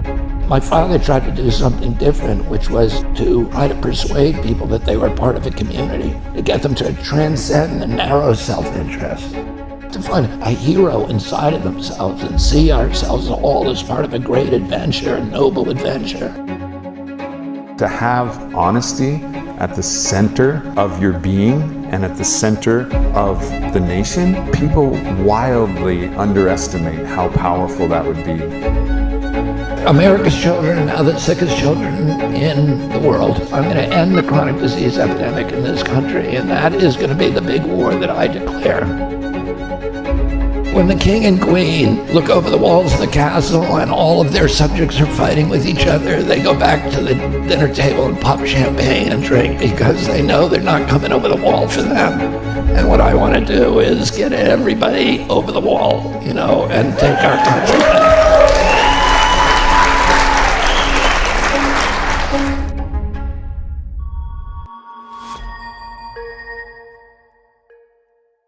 I'm actually going to open this conversation with a poem,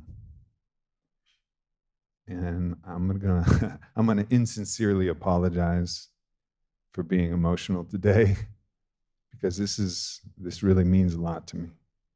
I don't care about anything more than this in this world, about making a more beautiful world, and so.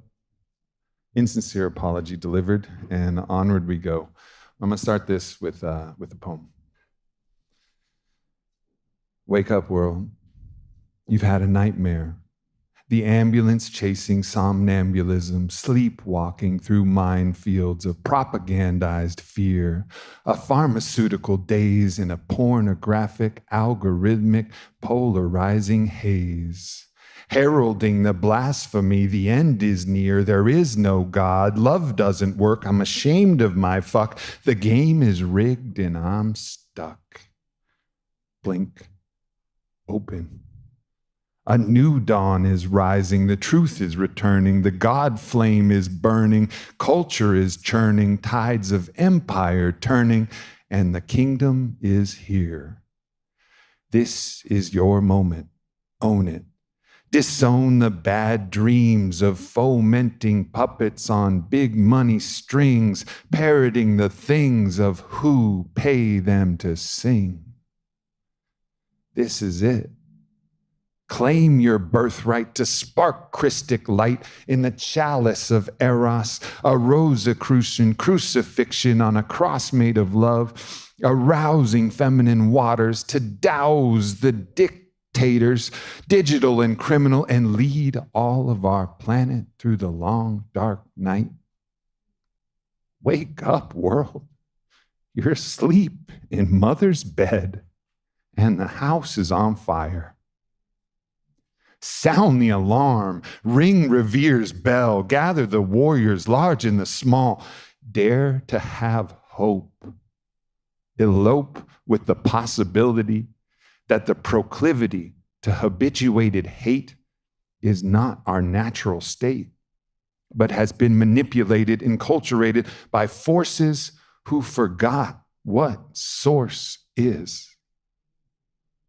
Let it start with a vote, a promissory note, shifting gear out of park to spark the revolution in the cosmo-erotic engine of Noah's orbiting ark. Hark, the return of the king. The bane of war's ring. The stinger of truth in the mendacious flesh of Big Brother's technocratic nest. A glyphosate ingrate, intransigent independent, protesting the colonizing of our body of state with guns, germs, and steel, lies, fear, and needle. Flying his falcons to remind the eagle the meaning of liberty. This is not just about Robert F. Kennedy Jr. He's the sword in the hands of the brave, in the land of the free.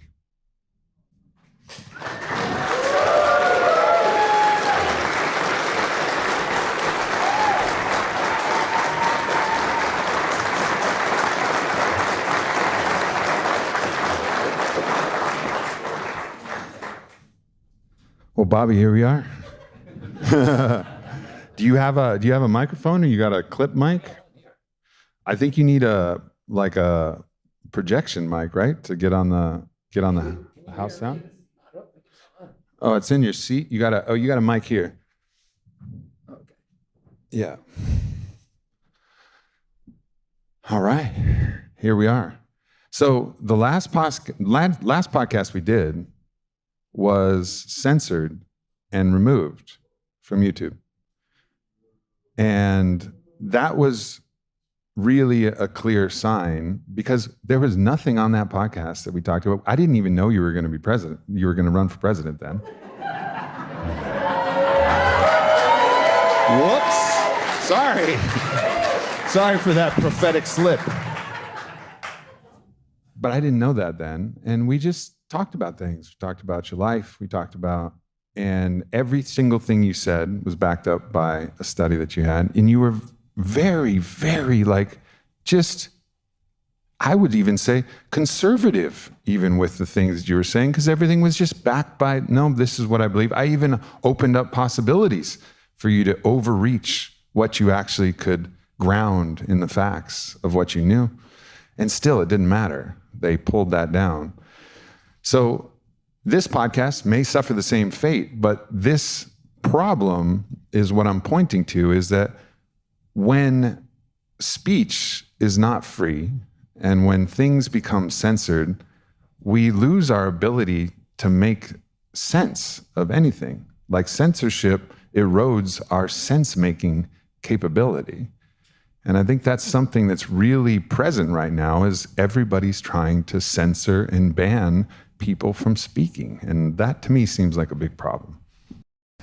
Yeah, I mean, that I think has been one of the most extraordinary things that I've watched over the past, particularly the past 3 years, is the government's participation in censorship, which is clearly a violation of the First Amendment. And, you know, it also has been one of the driving tenets of liberalism. I mean, the word liberal means freedom, and it is intended to mean the freedom of speech and debate.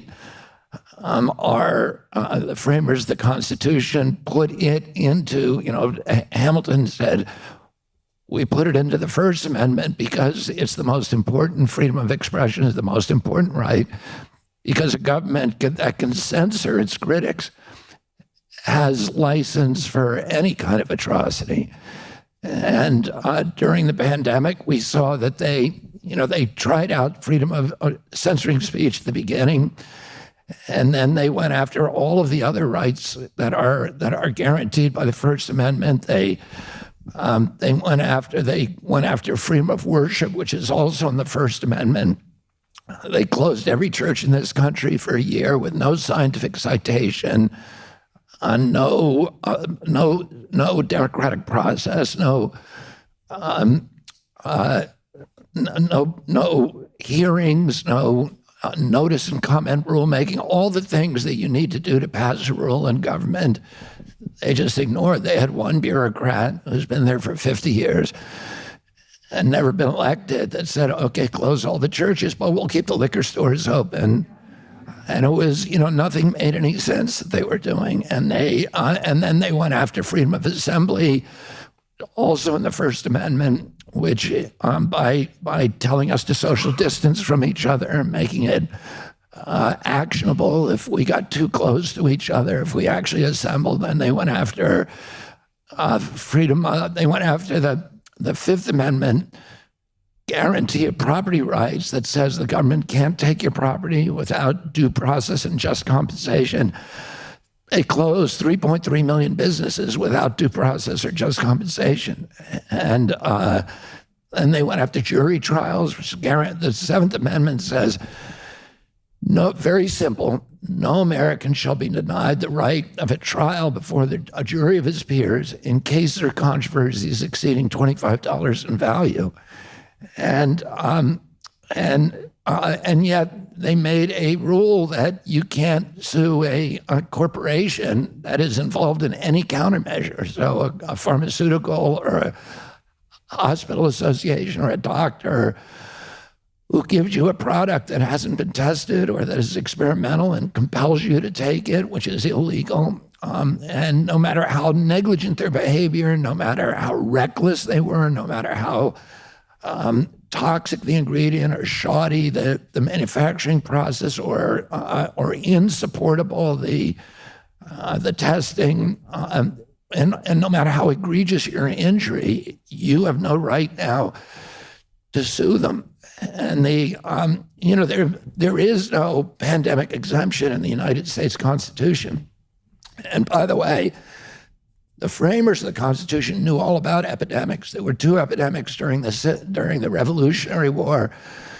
There was an epidemic that decimated, a malaria epidemic that decimated the armies of Virginia. In fact, they used hydroxychloroquine, an early version of hydroxychloroquine during that epidemic, and then another epidemic of smallpox that completely disabled the army of New England for a period of time, during a period of time when we conquered Montreal. And Benedict Arnold conquered Montreal. We got into the inner city and took it over, but he had to withdraw because his troops had been so decimated by smallpox that they couldn't hold the city. They didn't have enough troops to hold it. Otherwise, Canada today would be part of the United States. And all of the people who wrote the Constitution understood that. They understood what the epidemics, and by the way, between the end of the Revolution and the adoption of the Bill of Rights, which is 9 years later, there were epidemics in every city in the country, smallpox, cholera, yellow fever, that killed tens of thousands of people, including most of the people who wrote the Constitution had lost family members or friends in these epidemics. So they knew all about epidemics, and they did not put an exemption to the Constitution into the Constitution. And during the Civil War, Abraham Lincoln tried to suspend one provision of the Bill of Rights, the right of habeas corpus, which means, holding somebody without a judicial hearing, because the Confederates were sending provocateurs to the northern cities to incite anti-draft riots, and it was causing terrible morale in there was terrible morale already in the North, and this was exasperating it. And so he knew who the people were when they were coming north, and they tried to arrest them before they could give their speeches. And the Chief Justice of the Supreme Court, Roger Taney, said, you can't do that. It doesn't matter. In the U.S. Civil War, 659,000 people died. It's the equivalent of 7.2 million today by population. So it was much worse than the COVID epidemic. And our nation was being torn to pieces and was in danger of actually being destroyed. And Roger Taney, the Supreme Court justice, said, it doesn't matter. The Constitution is more important than the country. It's more important than 100,000 lives.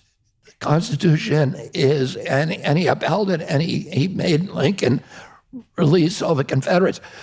Oh, we all know we all read Orwell when we were growing up. We read Kessler, we read Aldous Huxley, we read Robert Heinlein, all of these authors, Solzhenitsyn, who were telling us the worst thing you can do is censor speech.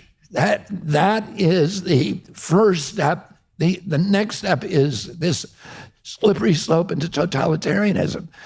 And somehow we forgot it. And particularly people who think of themselves as liberals, had this incredible cognitive dissonance where they forgot there's never been a time in human history when we look back and say, it was the good guys who were censoring speech. It's always the bad guys, right?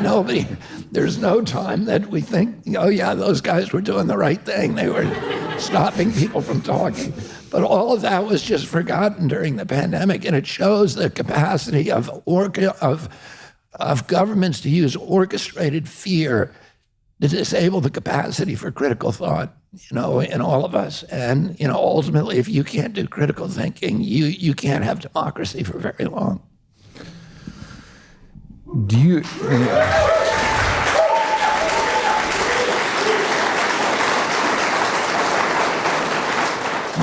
knowing history like and feeling it's as if the writers of the Constitution, they knew that this moment would come, and they knew that it would be challenged, and they knew that there would be a challenge to this process. And so that's why they made it in this ironclad Constitution. And then they said, if this upholds, we have a chance as a nation.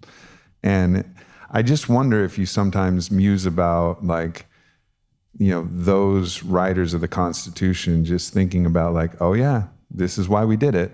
We did it for this. We did it for this moment because we knew that these forces would try. And we knew that these forces would try. And so we created this to prevent this thing from happening. And now we're at this choice point. We're at this crossroads where they're trying to erode the Constitution so that they can, carry forth their totalitarian agenda. But if we can uphold the Constitution, it actually points the way forward, actually through this. But we have to stand by the bedrock of those principles. Yeah, they knew that they were writing the Constitution for hard times. They weren't writing it for easy times. They weren't. The freedom of expression, that guarantee, is not for easy speech. It's not for the speech that we all agree on.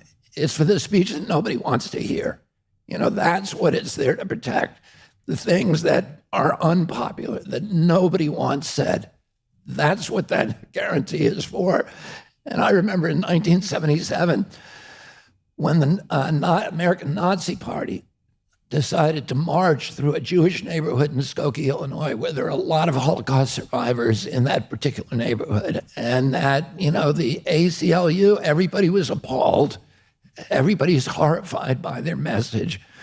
But liberals coalesced around the ACLU and said, we don't like anything they're saying, but it's absolutely, we need to be willing to die for their right to say it, for their right to say things that we don't want to hear. That's what the First Amendment was written for hard speech, not for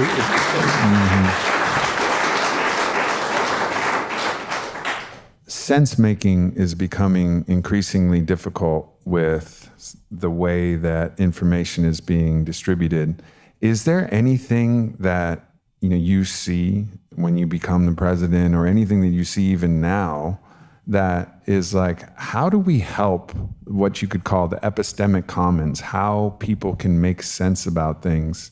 And we were having a conversation in the green room, so to speak, and it was about really exposing all of the algorithms, creating transparency in all of these social networks and but it's not just the social networks, it's got to be news and media. How do we create a way where there's an assistance to people to actually start to make sense? I mean, the first thing is we got to allow open discourse. Everybody's got to be able to speak. But is there anything else that we can do to help guide people in the sense-making process itself? How can people attune to truth? Well, it's up to individuals to discern the truth. I'm a free speech absolutist.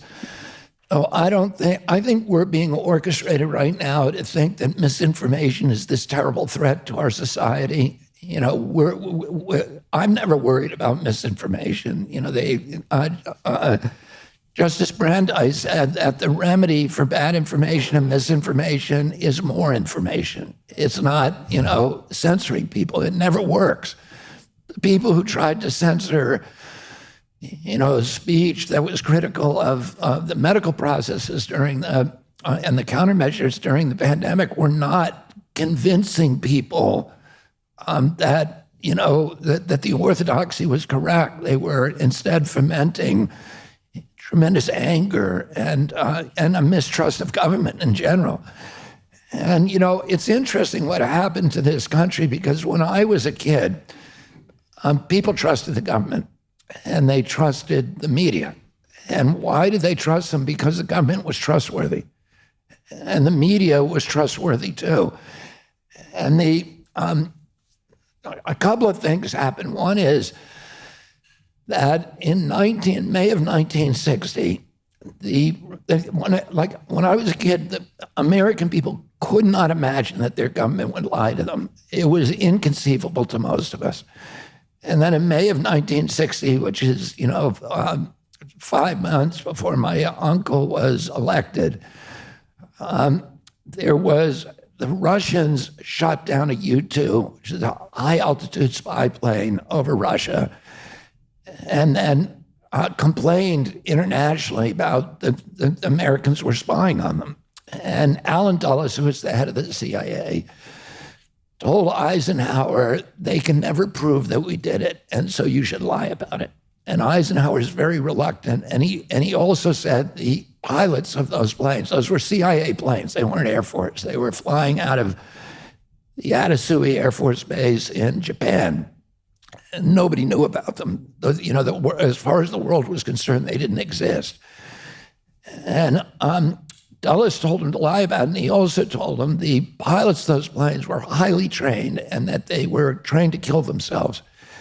And they were given an arsenic needle that they would inject themselves with if they were going to be captured. But Gary Francis Powers, the pilot of that plane, had not used the needle. He had chickened out. And the Russians had captured him, but they didn't announce that at first. They just announced, we shut down your plane. And so Eisenhower publicly denied it. By the way, Eisenhower was on his way to a summit with Khrushchev to end the Cold War. And the CIA blunder, if it was a blunder, threw all of that out the window. So the Russians produced Gary Francis Powers, and all of a sudden the whole world and the American people for the first time said, oh, the American government lies to our people. And that was the first time that people started saying, oh, we need to watch our government. And then in 1971, the Pentagon Papers came out. You know, my uncle's assassination took place in 1963, and to me, that was when the lying really started, when it became de rigueur in the government to, you know, and in the press, to lie about something that was, you know, clearly wrong. And then think, well, you know, this is what we're going to do. So then in 71, the Vietnam, my uncle had commissioned a study of the Vietnam War, and that study had been ongoing in the years after he died. And I think it was 26 volumes, and they were studying, they wanted to know exactly how every decision was made, but it was top secret document. It was stored by the Rand Corporation inside the Pentagon. And one of the authors of it was this very brilliant Harvard-educated Marine named Daniel Ellsberg, who was running it. And he was struck by conscience in 1961, and he released it to the public. And it showed that the entire time during the Vietnam War, that the public officials knew we were losing. They knew it could not be won. And they knew it was all fruitless, and they were saying one thing in private and then lying to the American public systematically all over those years. And that's when Americans really stopped trusting their government. The news media was still trustworthy. The news media had, what happened with the news media is in 1928, we passed the Radio Act, the Communication Broadcasters Act, and radio had just been invented and been commercialized. And both Republicans and Democrats were very worried about radio because they thought, oh my gosh, these large corporations are going to be able to control the flow of information to the public. And they knew that democracy would collapse if one person could control the information. In fact, at the beginning of our constitutional process, there was a big dispute between Hamilton and Adams on the one hand, and Jefferson and Madison on the other. And Jefferson and Madison wanted a universal franchise, so every American can vote. And by that, I mean every white male, okay? But Adams and Hamilton said no, only people who own land should be able to vote. Why? It wasn't because they were undemocratic, but they believed that the masses of people who were uneducated would be easily seduced by a demagogue who would then overwhelm all of the constitutional rights that they and their friends had fought and died for in order to guarantee the American people. So they said, we can only give the franchise to educated people who will be able to resist the clever and cunning seductions of the tyrant. And so in 1928, when radio was invented, everybody knew that. You know, why? And, you know, and what happened in the end is Jefferson agreed, and he said, yeah, an uneducated public will be misled by a demagogue, but our remedy for that is not to deprive the public of its franchise, but rather to forcibly educate them. And that's why we were the first country in the world that had mandatory public education. And Jefferson on his gravestone doesn't have it that he wrote the Declaration of Independence. He may have that too, but he has founder of the University of Virginia. And they founded agricultural colleges and public schools in every county in Virginia because that was part of a democracy. You had to have an educated public or you couldn't have democracy. So in 1928, when they invented radio and it became ubiquitous, Congress Republicans and Democrats said, we can't let this be concentrated in the hands of a few people because it will destroy our country, it will destroy our democracy. So they made rules that are now called the Fairness Doctrine, where they made a few rules that only you could not own more than 8 radio stations. Why did they choose number 8? Because William Randolph Hearst, who owned a lot of newspapers, owned 8 stations, and they didn't want him getting any more. So they said 8 is all you get. So then they said that also, if you're going to use the airwaves, belong to the public. The broadcasters can be licensed to use them, but only if they use them to promote the public interest. So they knew the broadcasters wanted essentially what we call eyeballs today. They wanted a big audience. And the way that you get a big audience is by entertaining people, not telling them the news that is relevant to policymaking by government. But they said that every day, a certain amount of the day, the broadcaster must tell the news to the American public, to educate them about policies that are important for decision-making in a democracy. So if you remember, those of you who remember broadcast radio and Top 40, et cetera, you'll notice that every 15 minutes they took a news break and gave you the latest news. And the broadcast news stations were forced to have a news show every evening when most of the public would be home and that they could all watch at 6 o'clock. And that was what the FCC made them do in order to comply with the Fairness Doctrine. And on that news, they could not do entertainment. They had to tell you the real news that was affecting issues that were important for democratic decision-making. So they took the people with the greatest integrity in news, and they made them the head, like Newton Minow, et cetera, and made them the head of those networks. And the rest of the network could not mess with them. So if they put something on about Brad and J-Lo or something, or some kind of gossip on the show, anybody in the public could protest and say they're not telling us the news, pull the license from the station. So the networks like NBC and ABC and CBS were terrified of not living up to their public obligations. So they let the news divisions lose lots of money. They were all money losers. And they allowed and they hired the most credible people in the country to run them. So when I was a kid, the most credible people, the people who were most trusted in our country were Walter Cronkite, John Chancellor, Huntley Brinkley, the broadcasters. Everybody trusted them. We all believed what they were telling us. When Reagan came in 1986, Reagan was elected with the help of the big studio heads in California who'd helped him get elected, and they wanted to consolidate all the media. And with the help of the Christian right, the other thing you had to do under the Fairness Doctrine, you had to tell both sides of the story. So if you put an ad up advertising Mustang, convertible, which was the biggest gas guzzler, you then also had to put an ad up by the Asthma Society saying that car is poisoning us. And that's a Supreme Court case that said that against Mustang and NBC. So you had to tell both sides of the story. Well, the Christian broadcasters, which were suddenly appearing at that time, they didn't want to tell both sides of the story. They didn't want to give Satan equal time. So, you understand, I get it.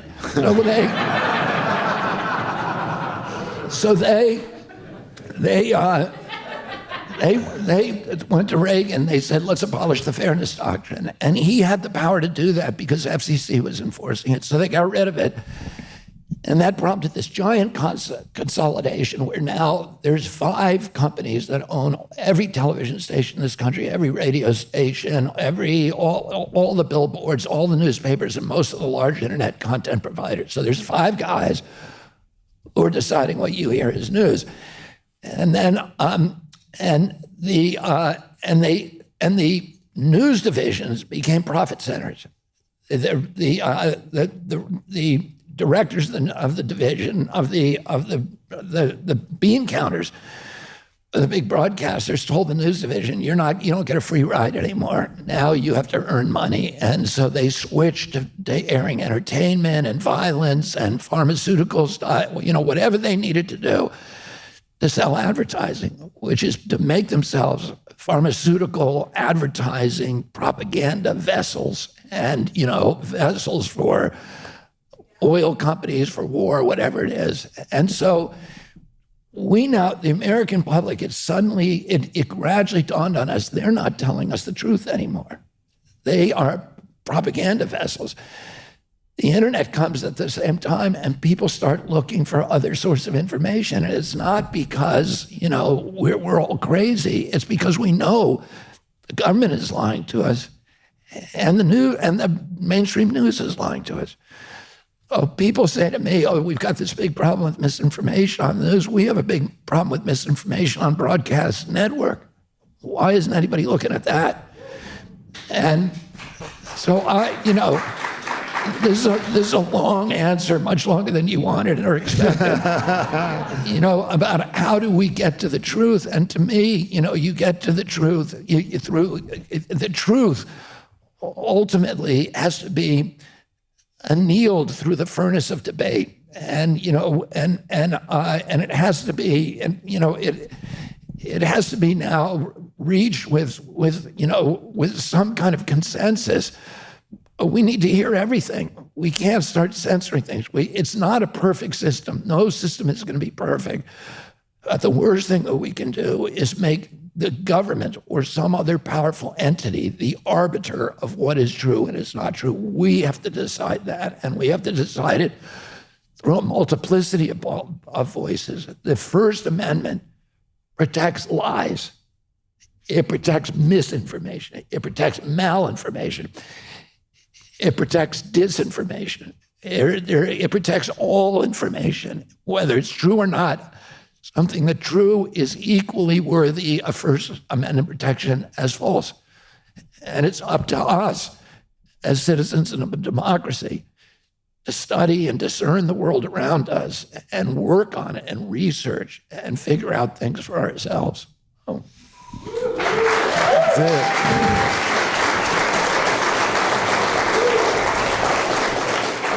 There's a certain trust that can develop when we start trusting our fellow countrymen, our citizens, to say, no, we trust you. We're going to give you all the information possible, and we're going to trust you to find the truth.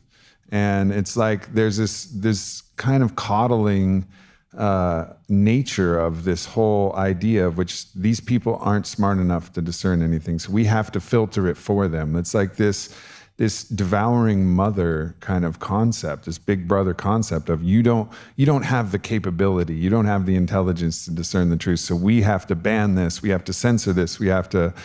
And as he said, that's a very, very dangerous policy, because we have to be able to, one, have access to all of the information, and then also we have to take the responsibility back on ourselves to say, okay, I'm a sovereign citizen and I have to go find the truth now. And it's a different time than we've ever lived, where everybody has to, of their own volition, actually go and figure out who they trust and what information they trust, and find their own sense of truth within themselves so that they can resonate with that truth when they hear it, and understand that kind of sense making, which seems like it has to go and proliferate all the way through education. Like the new revolution of education has to be, all right, how do you look at a field of information and discern what you believe through that field of information? It seems like this needs to be kind of a new educational standard in this new time where there's going to be so much information out there, there's going to be so much available. How do you actually sort through all of that information and just start training people to be able to figure things out? Yeah, well, here's something that's interesting to me, because the Democratic Party is very worried about Donald Trump. They're completely focused on him, that he is going to dismantle our democracy, that he is a threat to democracy. And so we have to censor people and information that may redound to people supporting Donald Trump. But what that really says, and there's no other conclusion, is that you're not trusting the public anymore. You don't trust the demos, which is the public, which is the democracy. it means you no longer believe in democracy. If you don't trust the capacity of government, of the people, to ultimately come to, good decision making, and you no longer believe in democracy. So and I confront a lot of my Democratic friends about this and say, because they say, well, Trump did not, January 6th, and it was an insurgency, and they tried to, take over Congress. And I say to them, what do you think is worse, what's more dangerous to our republic? These, the yahoos who invaded, that building on January 6th, which, by the way, what's the worst thing that could happen, right? I mean, we have an entire military Pentagon a few blocks away that they're not going to hold on to it for very long. We're going to get it back, right? So, and then, put the ones who broke the law in jail and let's move on. It's not really, it wasn't the end. What's more dangerous, that or President of the United States who is instructing social media sites to censor his opponents and telling them that if they don't do that, he's going to destroy them, so, which is what they said. They said they're going to take away their Section 230 immunity, which is existential for those companies. For those of you who don't know what Section 230 is, it's the section that says that of the Communications Act that regulates the internet. It says if you own an internet platform that is posting, other people's works, like Google or Facebook or whatever, that you're not subject to defamation laws. For example, if I write an op-ed for the New York Times that defames somebody, could sue me for that, but he could also sue the New York Times. Well, when Facebook and Google were created, they said we can't handle that. We're aggregating this information all over the world. We can't. The New York Times, every time I publish an op-ed for them, has lawyers review it to make sure I'm not saying something defamatory. If Facebook had to do that, Facebook wouldn't be out of business overnight because it'd have to have lawyers review every single post. So they wrote Section 230 that says they're not liable for anything that other people put up on their sites. Well, what the White House, 37 hours after President Biden took office, this is all in Judge Doughty's decision, the White House was on the phone, on an email with Twitter, telling Twitter if they didn't take down my account, that the White House was going to pull their Section 230 immunity. So it was, and Facebook, Zuckerberg, they made the same threat to him, and he said it's existential for us. We're dead if they do that. We've got to do what they tell us to do. So you had the guy, and I say to my liberal friends, what do you think is more dangerous for a republic, January 6th or the, and by the way, I don't ask them this because this makes people crazy. Well, what would happen if Trump threatened, to pull Section 230 immunity if they didn't silence his political opponents? Then they'd be able to see it.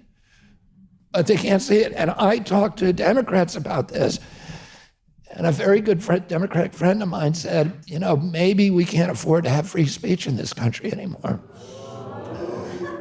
And they won't, people won't talk about it, but that ultimately, I think, is the position that a lot of people, they believe the public is so dangerous to them because of, that they may elect Trump, that it's more that we have to abandon these traditional values. And, I think it's really scary. We're in a scary time because so many people have been hypnotized with that thought that, we cannot afford, that free speech is no longer a guarantee. It's just a luxury that we can't afford anymore. And, I think what we need to do, and what, I'll do if I make it to the White House is... When?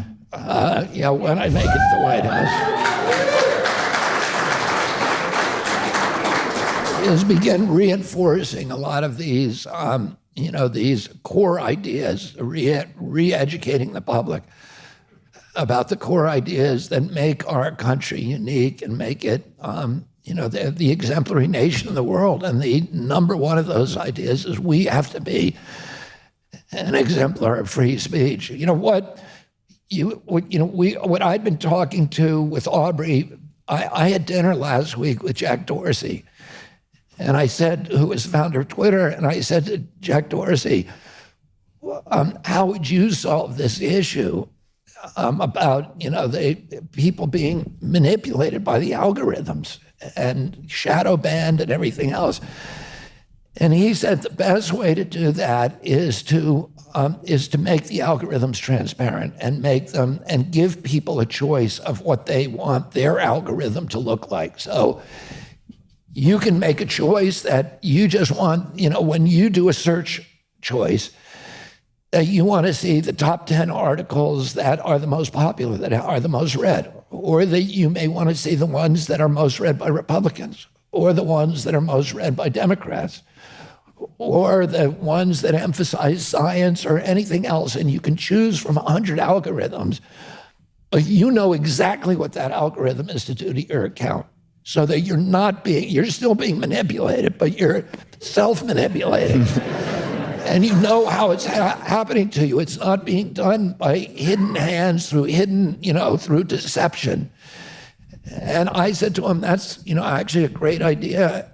Have you ever tried to push that? And he said, I've testified 5 times before Congress, and every time I told him that's what needs to be done. That is the only way to solve this problem. And, he said it's like nobody heard what he said. So anyway, that's where we are today. Yeah.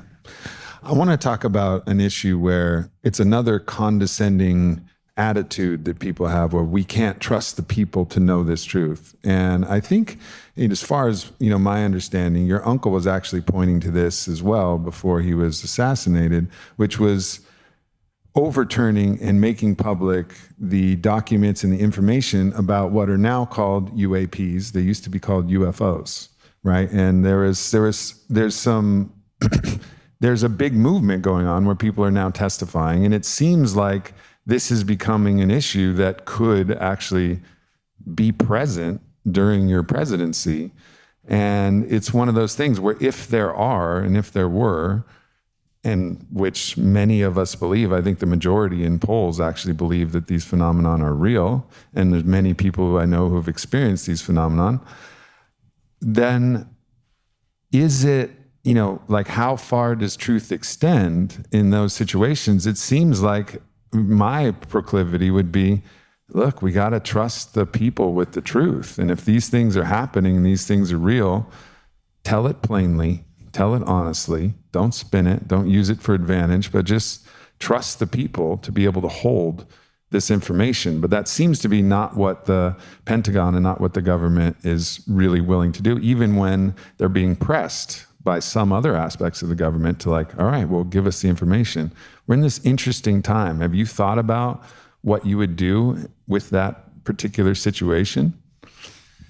Well, I try not to answer a lot of UFO questions because, and I get them all the time, but I'm way over my budget on conspiracy theories right now.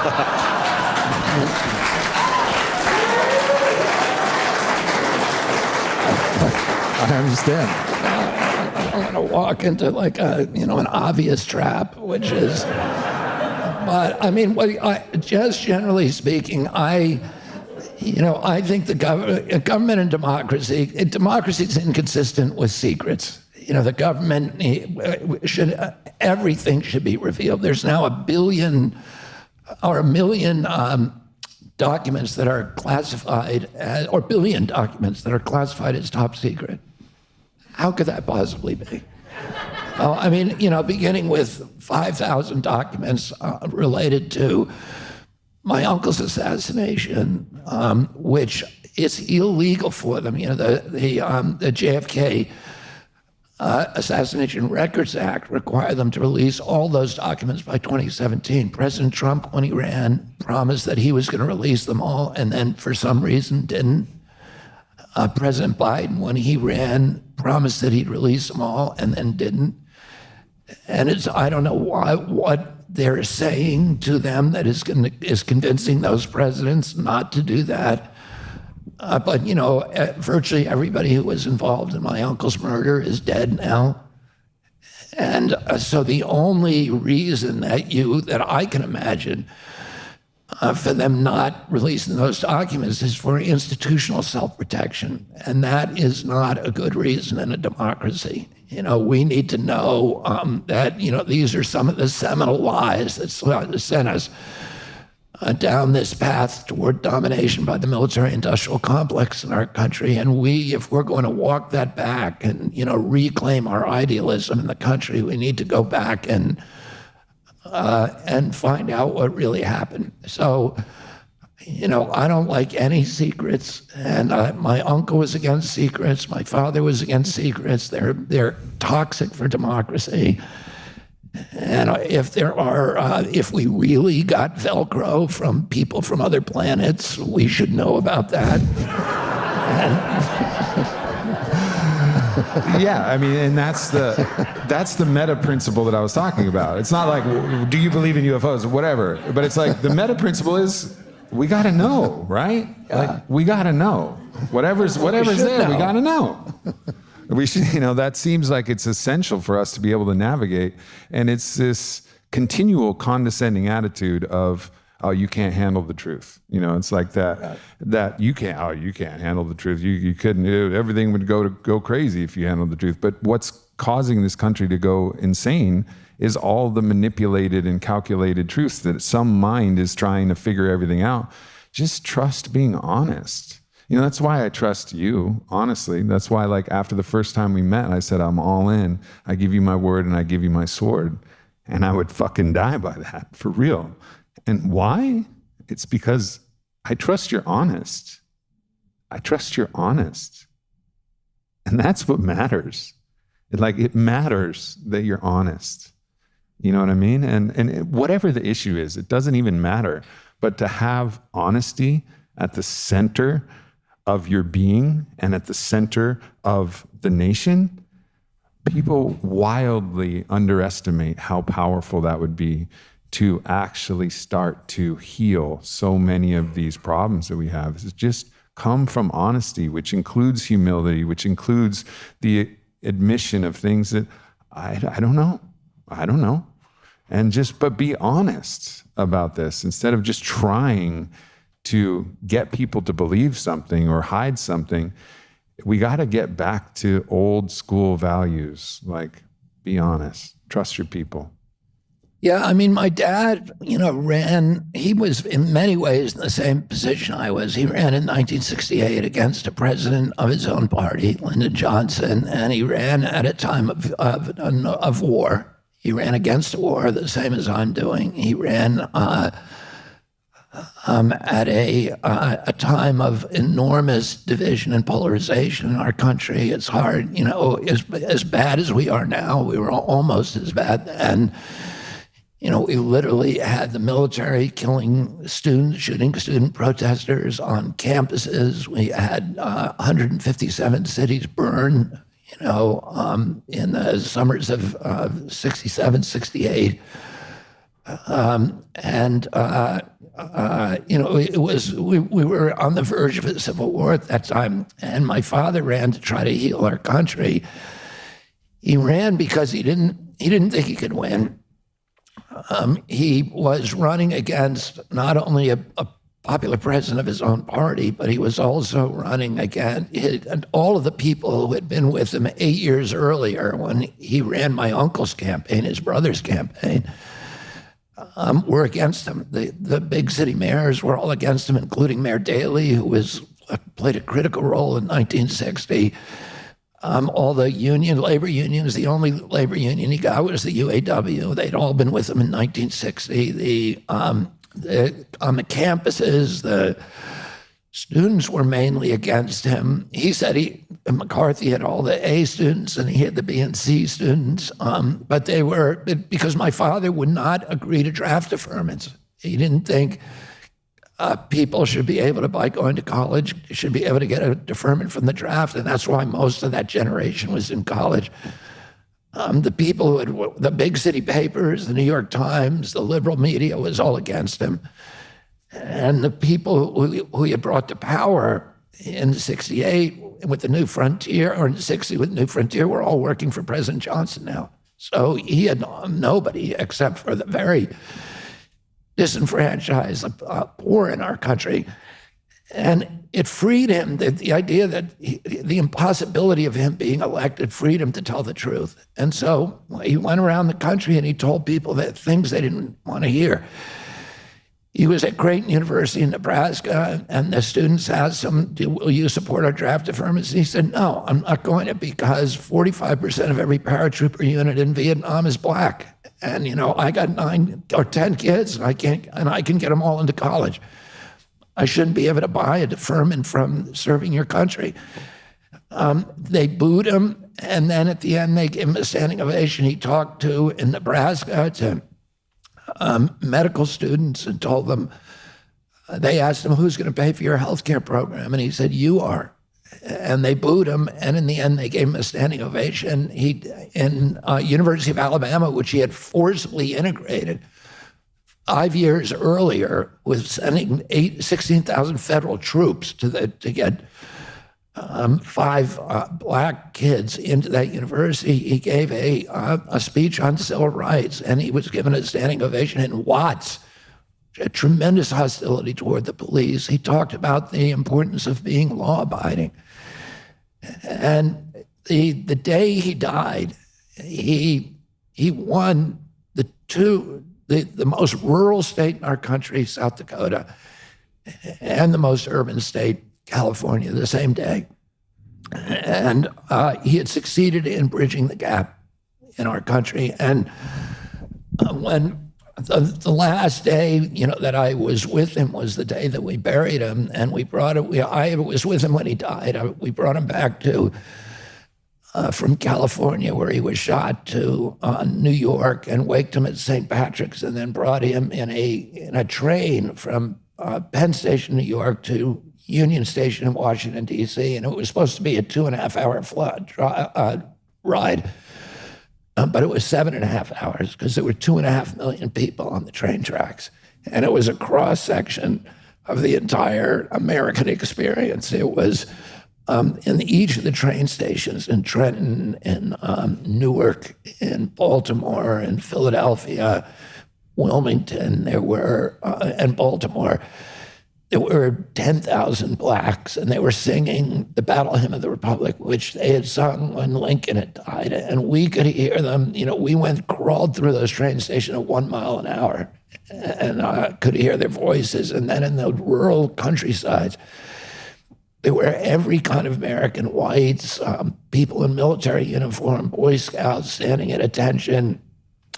We passed a Little League field where all of the coaches and all of the players and all the people in the stands were standing at attention. And I remember passing right outside of Wilmington in Delaware, a open field where there were 7 nuns standing in the back, in the bed of a pickup truck, waving their rosaries at us.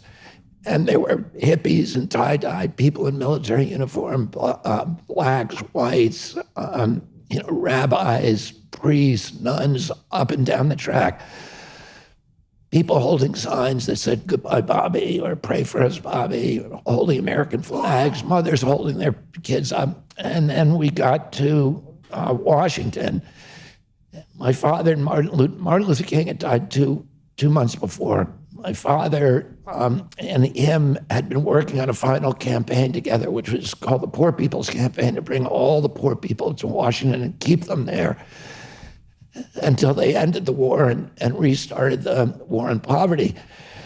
And there were 1,000 men camped in shanties on the mall, and they all came to the sidewalk as we passed. When we got to Union Station, President Johnson met us with a convoy, and we drove up past the mall. These men were all standing on the sidewalk, holding their hands at their chest, or their hats at their chest, with their heads bowed, 8 deep. And we drove past them just in dead silence.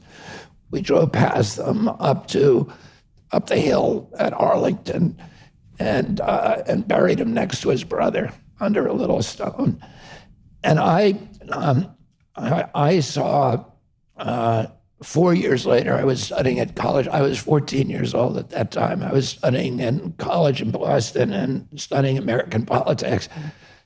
And I saw demographic data that showed that most of the white people who had lined those tracks between between New Jersey and Baltimore, who had supported my father in 68, in 72, and then stood by by that train track. In 72, instead of voting for George McGovern, who was very much aligned with my father and one of his closest friends, they almost unanimously switched their votes to George Wallace, who was a racist, a bigot, who famously promised segregation now, segregation forever, and who was antithetical to my father in every respect.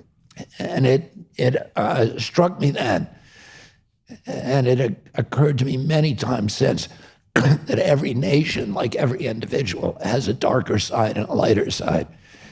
The easiest thing for a politician to do is to appeal to our anger, our base, the dark angels of our character, our greed, our jealousy, our fear of immigrants or other people. And that my father tried to do something different, which was to appeal to our lighter angels, to try to persuade people that they were part of a community, to get them to transcend the narrow self-interest and act on behalf of, to find a hero inside of themselves and see ourselves all as part of a great adventure, a noble adventure, and to avoid the seduction of the notion that we can only advance ourselves as a people by leaving our poor brothers and sisters behind. That we have to go together as a community and transcend our narrow self-interest. And, he was able to do that in that election, and he did it by telling the truth. He united our country. He didn't promise people what they wanted. He didn't pander to people. He didn't cater to them. He just told them the truth. And that, brought people together. And I've said about this campaign that, this country just went through a 2-year mass experiment with medical products that had been basically untested. And we all put up with it. And so I'm now going to try a big experiment, mass experiment, which is, telling the truth to people in a presidential campaign.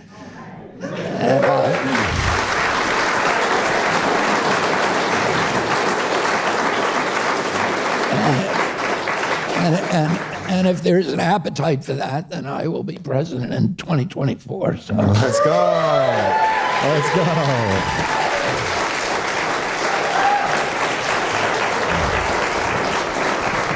So one of the topics that's near to my heart is the topic of psychedelic medicine. And we're in a renaissance where psychedelic medicine is going through all of the testing and medicalization. And this is a huge breakthrough, because of the results that we're seeing with treatment-resistant PTSD and depression and anxiety. And so much is happening on the medical front, which obviously will continue and will come to fruition during the time of your presidency. But there's also another movement, a local movement of decriminalizing nature. Decriminalized nature is one of the movements, and it's about the idea that these consciousness-altering plants, in particular, are part of our way to actually know ourselves and find, our own sense-making and actually understand ourselves and the world in a really profound way. But that's been made illegal, and that's been, we've been banned for our own good from actually accessing these different plants. What are your sentiments and thoughts? And there's so many people who are locked up in a cage because they wanted to explore their own consciousness. They wanted to be their own psychonaut, to explore their psyche. And there's good laws against taking medicine and endangering people. That's like driving under the influence. We have all of those laws. You can't hurt other people. All those laws exist. But it seems like there's been this idea, again, with this condescending attitude that you as a sovereign individual can't adjust your consciousness with the use of these plants which grow naturally. You've been on many hikes. I'm sure you've walked by a lot of psilocybin cubensis popping out of some cow shit somewhere, you know, and like it's all over the place. I've eaten a lot of those mushrooms. I'm not saying I did it on a voyage of enlightenment. It was just it was entertainment. Well, what's your general sentiment towards this attitude about, you know, and the ability for people to explore the depths of their own psyche, you know, with these plants? So my experience, which you know, because you know my children, I had one. You know, my wife took her own life in 2014 or 2011, and I had 2014. I had 6 kids who were at risk from that, who had different journeys, you know, in their own way of processing that tragedy. And one of those kids was very self-contained, and he was getting in a lot of trouble and fighting a lot and doing that kind of stuff. But generally speaking, he was, you know, sort of, you know, he looked like he was good in his life, but he was he never talked about it. And and I was worried about how he was processing that and, you know, understood that he was at risk. He ended up going to, he's very big, accomplished in extreme sports, and he ended up going to Chile on a kayaking expedition and doing an ayahuasca ceremony while he was there. And it was not planned. It was just something he ended up doing. And during that ceremony, he felt himself sinking through the earth. And he said that he saw all of the geological strata. And he had a complete understanding of how they'd been laid out and folded across the eons. And then he came out through the other side of the earth, and he was propelled into space, and he spent like hundreds of years in space, and he would focus on a planet and be transported there, and then he would have an adventure on the planet, and at the end of each adventure, there was a lesson. And the last planet that he went to, he encountered his mother there, and she passed through his body again and again, and every time she passed through him, he felt all this love and forgiveness and understanding and comprehension. Now, you have to understand, if you have a parent who commits suicide, it's very difficult to talk to your kids about that, because what can you say to them? You can't say, well, she's happy now or she's at peace now, because it gives them an excuse, or she was in terrible pain or whatever, because then it gives them an excuse that is an option for them when they're in pain. There's literally almost nothing you can say to them. You know, you have to listen. You have to love them. You know, there's almost no way of communicating a message that is coherent without opening up some other can of worms. So, you know, that was always a quandary for me. But he had this extraordinary experience with her, and he came back, and he was like a different person. He was much more gregarious and outgoing and inquiring about everything and talking and questioning. And he also, his behavior changed in these really radical. He started doing the dishes and taking out the garbage without being asked. Became super considerate, and, you know, he's been ever since then on this extraordinary journey of enlightenment. He's very, very good at his work, and he's accomplished. He was a world-class athlete. But he has this extraordinary life today. And, you know, so I've been in recovery. I was a heroin addict, you know, when I was a kid for 14 years. And I've been in recovery for 40 years. This month, 40 years, and that's okay. That's like applauding somebody for running out of a burning house.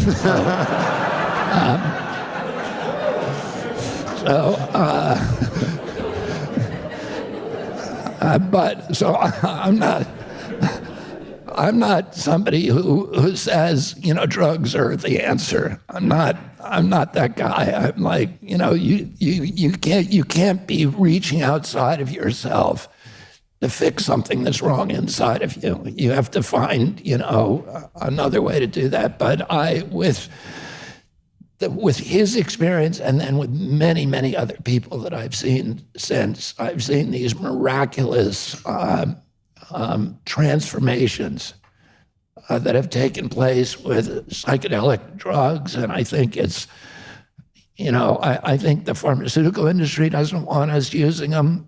And I've seen people with chronic disease like OCD completely lose that diagnosis after psilocybin treatment. Just extraordinary experience. And I cannot say that that's not true. I've seen it. So, I think people, we live in a free country. Freedom is critical to everything that we do. And people ought to be free to experience their own psyches. And that's one of the ways to do it. And I think we should, I don't know exactly how you do it, but I think it's outrageous that it's not available in therapeutic settings. Yeah. And that, at very least, it should be available in therapeutic settings. So. Yeah. I mean, I would have probably been arrested 1,000 times since I was 18 if the laws were actually, if there was the person who caught me in that moment experiencing nature and exploring my psyche. And it's been a profound way that I've been on my own journey. And it's also part of this quandary, because I want to, I imagine a world, this more beautiful world, and we'll move to questions here in a moment, but I imagine this more beautiful world. And in this more beautiful world, when the police show up, you're like, oh, cool, the cops are here.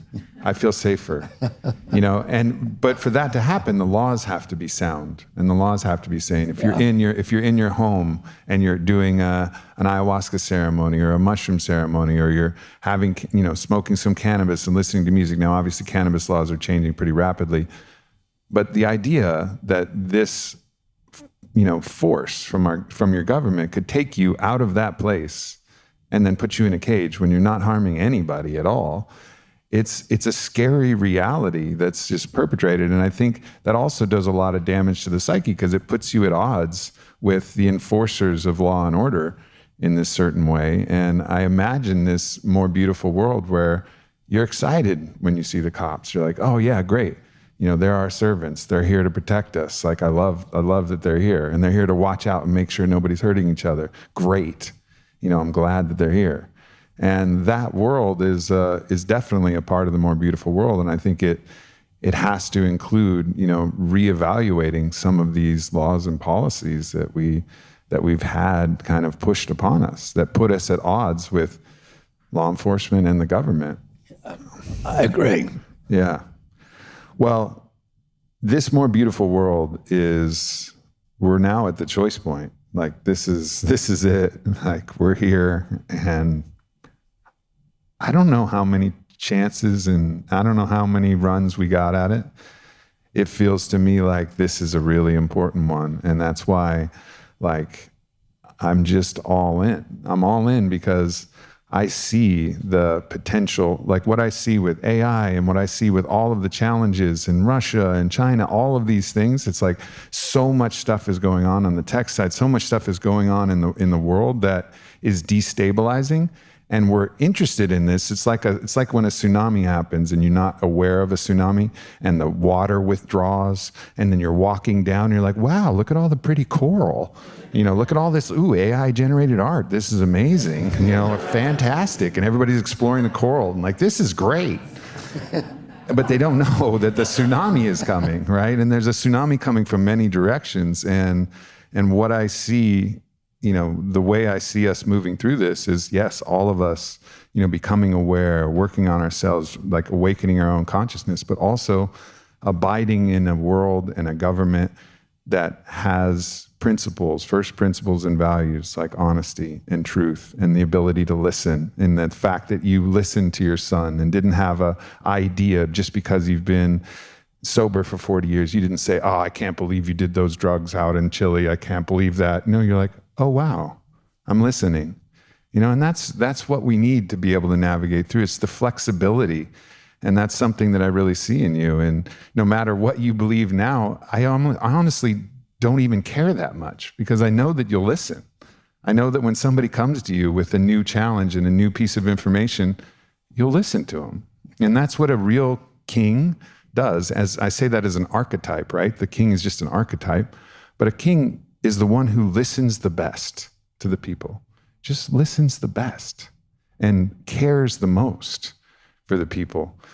And I see that in you, brother. And so I'm in all the way to the end, and we're going to see this more beautiful world come. We're going to turn from the tides of empire to the golden kingdom, and the golden kingdom of just, I really believe that that's possible. And I see this as a necessary miracle that's going to allow this to happen. And I've seen it happen. And I declared it the last time on my last censored podcast, but you're going to be the next president. And I just know that in my bones, and I believe it. And it requires all of us, every one of us, to do everything we can. And that's the only way. It's the paradox. It's going to happen.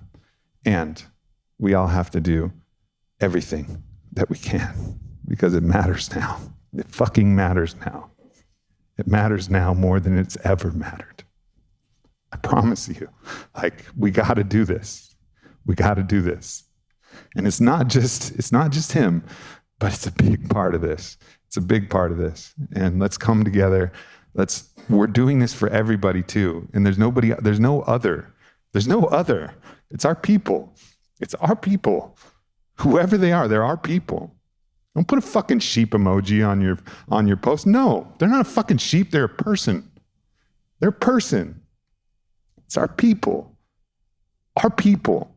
We all have to come through this. We all do. It's the only way. And so we fight for everybody.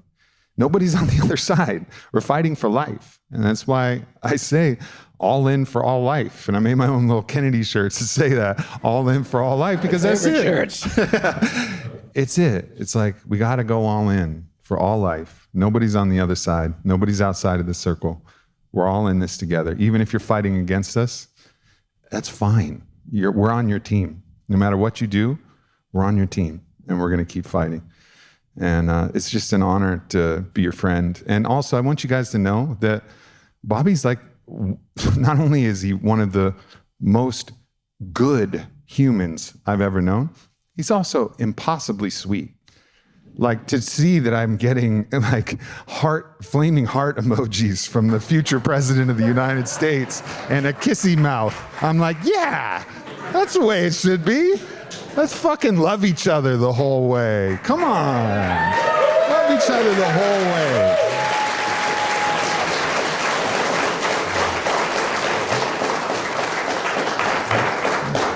All right, so we have a microphone up there, and we have 13 minutes of potential questions for Bobby. I don't know how to select this, so you guys just come up and trust your audacity. Hello, beautiful beings. There's been a social taboo and a family taboo about talking about politics and religion. And I think that has hindered our movement forward as a people. Bobby, do you have any recommendations, or Aubrey, you too, about guiding or encouraging families and communities to go into those subjects and how to broach them? Because it's become a badge of honor. We don't talk about politics or religions at the community gathering. And I think that has allowed us to be more in the shadow of the truth. So I would like to just ask that question. How would you encourage us to move forward as a people to be able to talk about these subjects in any setting that we're in? Thank you. Yeah. You know, I don't know, you know, how to advise people to talk about religion. I think it's important for us to talk about spiritual growth and about our, you know, about our spiritual lives, and to make it permissible for people to, you know, to explain their own journeys and talk about their own cosmologies in ways that are not exclusionary or confrontational or belabored by orthodoxies. So I think that's a much healthier way to do it. And I try to do that. I try to, you know, be open toward it, to everything and to all people, and to find commonality with people and their own beliefs, and, you know, and identify with that and empathize with that. And I don't know I don't know how to advise people, but that's what I try to do. Thanks. Mr. President, and I'm addressing you that way because we're calling that into being, and it is so. You are the president. Okay. I have two policy suggestions related to speech I'd like to put before you. The first one is that we have some sort of law or even a constitutional amendment banning government lying. The last time I checked the First Amendment, it protected the people's right to say whatever they want, including spreading disinformation. No law shall be made abridging the press, but it didn't protect the government and their ability to lie. And I think we need to ban that formally throughout this country.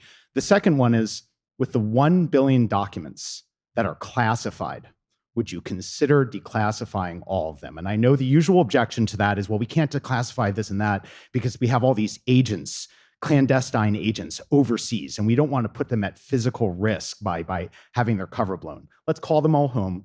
Let's bring home everyone who's overseas, bring the empire home, bring all the agents home, and then declassify everything, and we can have a truth and reconciliation process. Yeah, I think it's important to have a truth and reconciliation process. And I'm not going to say I'm going to declassify all of those because, I wouldn't declassify documents that reveal, methods and sources from the intelligence agencies that, should be kept secret, or national security, or for other important, to protect personal safety of people who have tried to help our country. But most of those, I've seen many classified documents, and most of those documents should not be classified. It's like as an attorney, a lot of times I'll put a stamp on a document that I don't want somebody else to get that says privileged and confidential, but it shouldn't really be protected by attorney-client privilege. So, the way that there's just a natural tendency to overclassify things. It's a bad thing for our country. We shouldn't have secrets. I'm going to try to end that as much as possible. Thank you. And how about banning government lying? Just banning it. The government can't lie. I see a lot of problems with that. I see a lot of problems with that. I don't know how you enforce that, and whether you open up. I think about it like a lawyer. How do you allow a personal right to litigate against somebody in government who lies? And it's just. There are too many things I'd have to think about, so I can't tell you immediately that, it doesn't, let me tell you this, it sounds like aspirationally a good idea.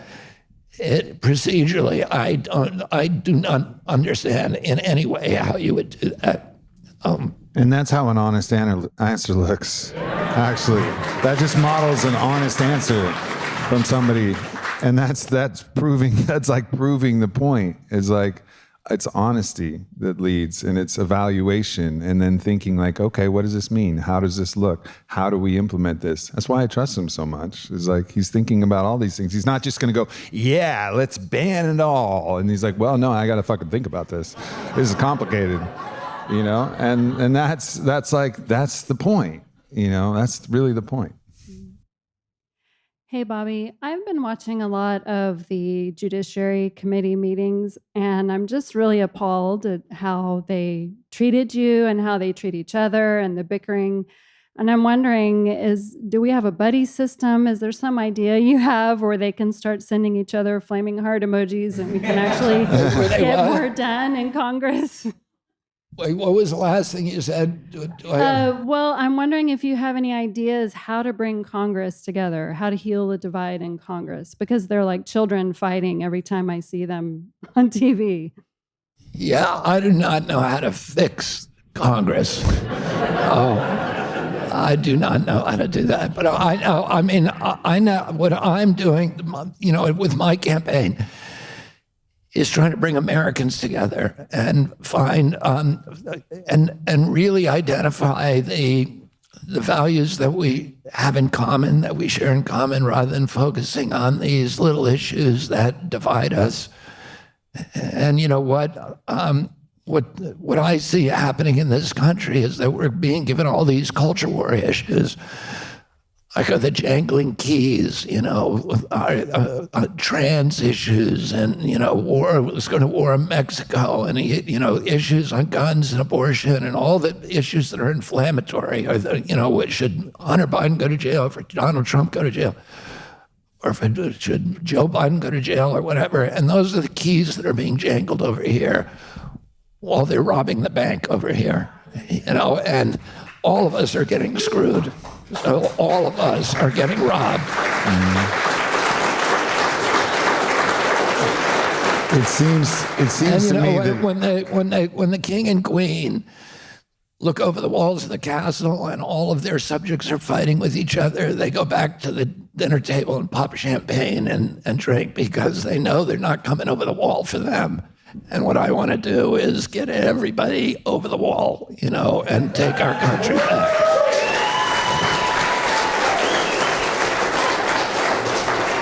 If we start having a world where the people are voting for people who are honest and voting for people who believe these tenets of coming together as one people, then Congress is going to start to change. The elections are going to start to elect people who are no longer abiding by an old system, which is, it's outdated and it needs a new update of the source code. And I think this is a powerful move to start that new update of who is actually representing us. But the people have to change, and the people have to demand that something different is brought down. And that will go all the way from the presidency to the Senate to Congress to across the board. And I really see that happening. And this is a place where we can start, and we can show that we as a people, we care about these principles and these values, and then it will start to affect every different body of state. I really see that happening. Ben. I'd rather use seashells than CBDCs. I want to know what your thoughts are on the way the Fed now is proposing CBDCs, what the future landscape of money seems to look like in your eyes, maybe year one or just long term for you. I think the totalitarian elements within our society and the central bankers and the intelligence agencies and all want us to go to central bank digital currencies, digitalized currencies, give them a level of control over everything we do. Every transaction we have will be taxable, it will be trackable. Everything that you do, they will know about. And they also, it means that they can have programmable currencies, and which is what they did, what they do in China, where, if you don't hit a certain social credit score, if you're seen on a mask day and your mask is below your nose, they deduct credit points from you. Or if you get too close to your girlfriend on a social distancing day, or if you don't ascribe to the right views, you lose social credit points. And once you get below a certain social credit level, your credit card is programmed so that it will only work in grocery stores that are within a certain radius of your home. You can't buy gas for your car, you can't buy a ticket, you can't do anything. And in that way, they can completely control us. During the trucker strike in Canada, we saw, I actually gave a speech about digital currency in Milan about a month before the trucker strike and said, this is what's coming. I never conceived it would come so quickly, but what they did in the trucker strike in Toronto or in Ottawa is that the truckers came peacefully from all parts of Canada. Truckers in Canada are very, very diverse. A lot of them are from African, Asian origin, but they're from they're every kind of person. And they were angry about the mandates. And so they all came to Ottawa to protest, but it was a very peaceful, dignified, respectful protest, exactly what you would want to. It was like Woodstock there. If you see they had trash collecting details. They had details that made sure that people who were hungry were getting fed, including homeless in Ottawa who had nothing to do with the protest. It was one of the kindest-hearted protests I've ever seen, and the Ottawa government treated them like they were, vandals at the gate. They used AI and facial recognition systems and other kinds of surveillance technology to record the license plates to determine who people were who were participating in the protest, and then they froze all their bank accounts. They did it without charging them with a crime, clearly without convicting them of a crime. The only thing they were doing was exercising their right of assembly and protest. And I talked to truckers who, one of them who was facing a prison sentence because he couldn't pay his alimony. They couldn't buy gas for their trucks to leave town. They couldn't feed their children. They couldn't pay their mortgages. And I realized at that time that freedom of transaction is as important as freedom of speech. That if the government can control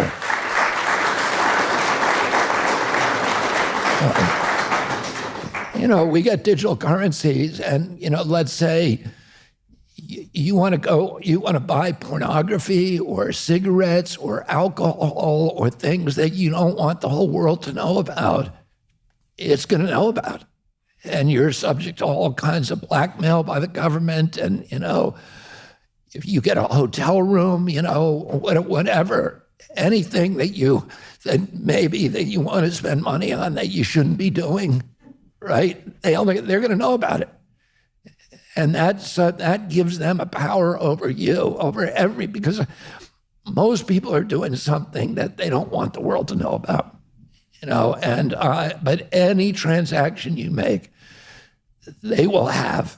And it's bad, and we got to fight it. We got to make sure to keep the paper currency, and stop them from doing digitalized currencies, and make sure that Bitcoin is kept separate and free and is not, captured by BlackRock and the ETFs and all that.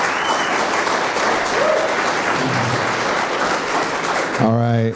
I would love to continue with the questions, but we are on a tight schedule, so I'm so sorry about that. Is it quick? Yes, it is. Okay. We'll try to be quick. I do have to say thank you for coming to Austin, Mr. Kennedy. Thank you, Aubrey, for organizing this, and thank you for saying when. I believe thoughts become things. This is a perfect representation of a Mushin mind, a mind-heart correlation of a talk. So I really appreciate it. And thank you for coming to Bastrop tomorrow. I'm part of the League of Independent Voters organizing the event, so we'll see you tomorrow. My question is going to be really quick. My name is Riti Chikarur. I'm the executive director of Our Children Matter Most. We gave your wife a little memento, handmade memento for her birthday. Hope she likes it, security team. For her birthday? Yes, sir. Yes. You're giving it to me for her birthday? Good. Sorry to make you the messenger. No, I didn't. Okay, that's great. I love that. Thank you. I hope your security team passes it on to you. Nelson Mandela said that there's no keener revelation of a society's soul than in how it treats its children.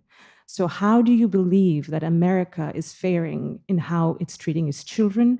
What are you going to do about it? And the second half of my question is, as a representative of India and Indians in Texas and nationwide, due to my pageantry and business, I'd like to say we garner a lot of power. We are intellectuals, we're doctors, motel owners, but we don't know about you. We haven't heard about you. And I've asked a lot of people in trade associations here in Texas. So what can we do to help you advance your path to the imminent presidency? Thank you. Thank you. America's children are now the sickest children in the world and the sickest children in history, this generation. When I was a kid and when my uncle was president, 6% of Americans had chronic disease. Today, in 1986, 12.8, so it had doubled. By 2006, it was 54%, more than half. And today, we don't know because NIH refuses to release the data. Oh, it's probably around 60%. We know 1 out of every 7 kids has autoimmune disease. But we saw this explosion in chronic disease begin in 1989.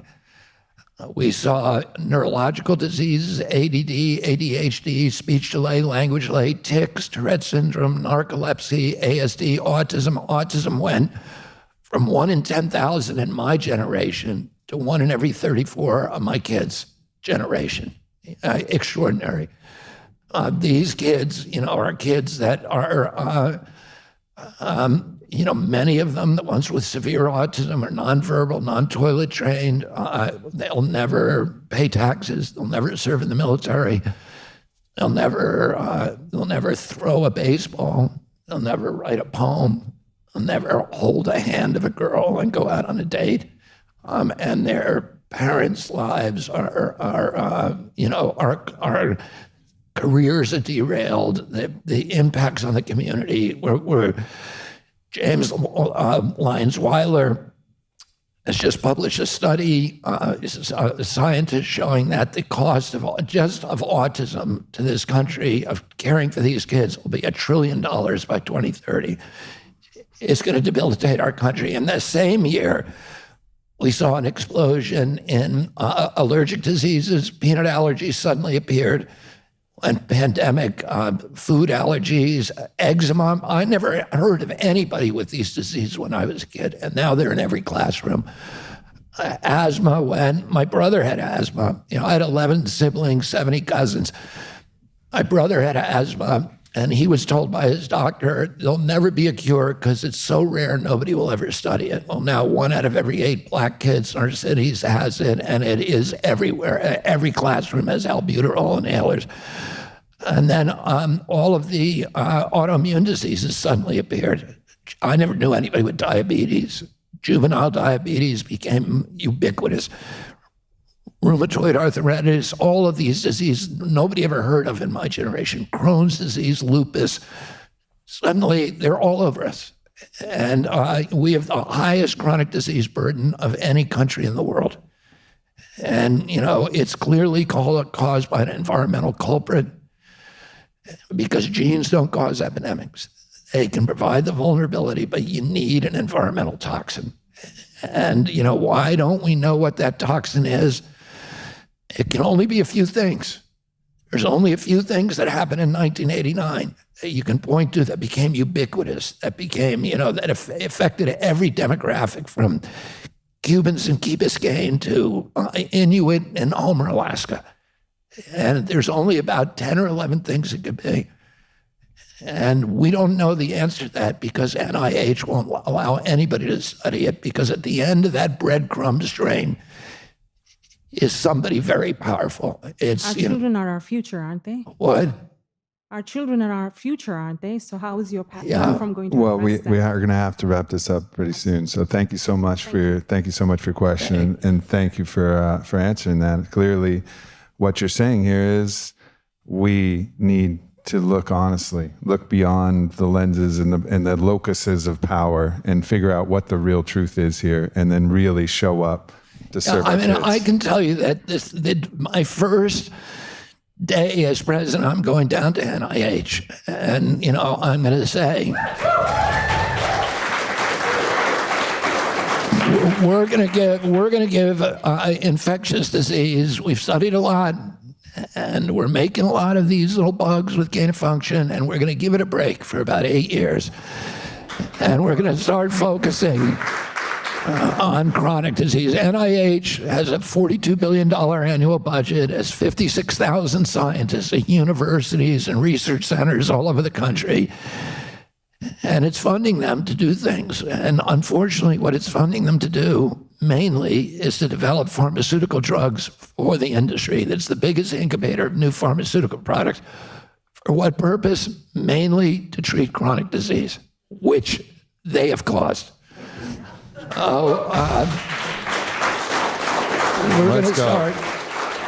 We're going to start identifying the toxins that are causing this. We know what they have to be. It has to be glyphosate, neonicotinoid pesticides, PFOAs, PFASs, cell phone, EMF radiation. There's only a few things. The exploding vaccine schedule, which went from, in 1989, we went from 3 to 72 vaccines mandated for our kids in a very short period, and the big change here was 89. It's probably all of these things. Our kids are swimming around in a toxic soup today, and every insult impacts their immune systems, and they all operate on the same kind of biological pathways. So it's probably all high fructose corn syrup, clearly associated with the obesity epidemic. I'm going to end these. I'm going to end the chronic disease epidemic in this country, and that is going to be the big war that I declare. Anyway, thanks. Let's go. Thanks for tuning into this video. Make sure you hit subscribe. Follow me at Aubrey Marcus. Check out the Aubrey Marcus podcast, available everywhere, and leave a comment. Let me know if this video resonated or what else you would like to hear from me in the future. Thank you so much.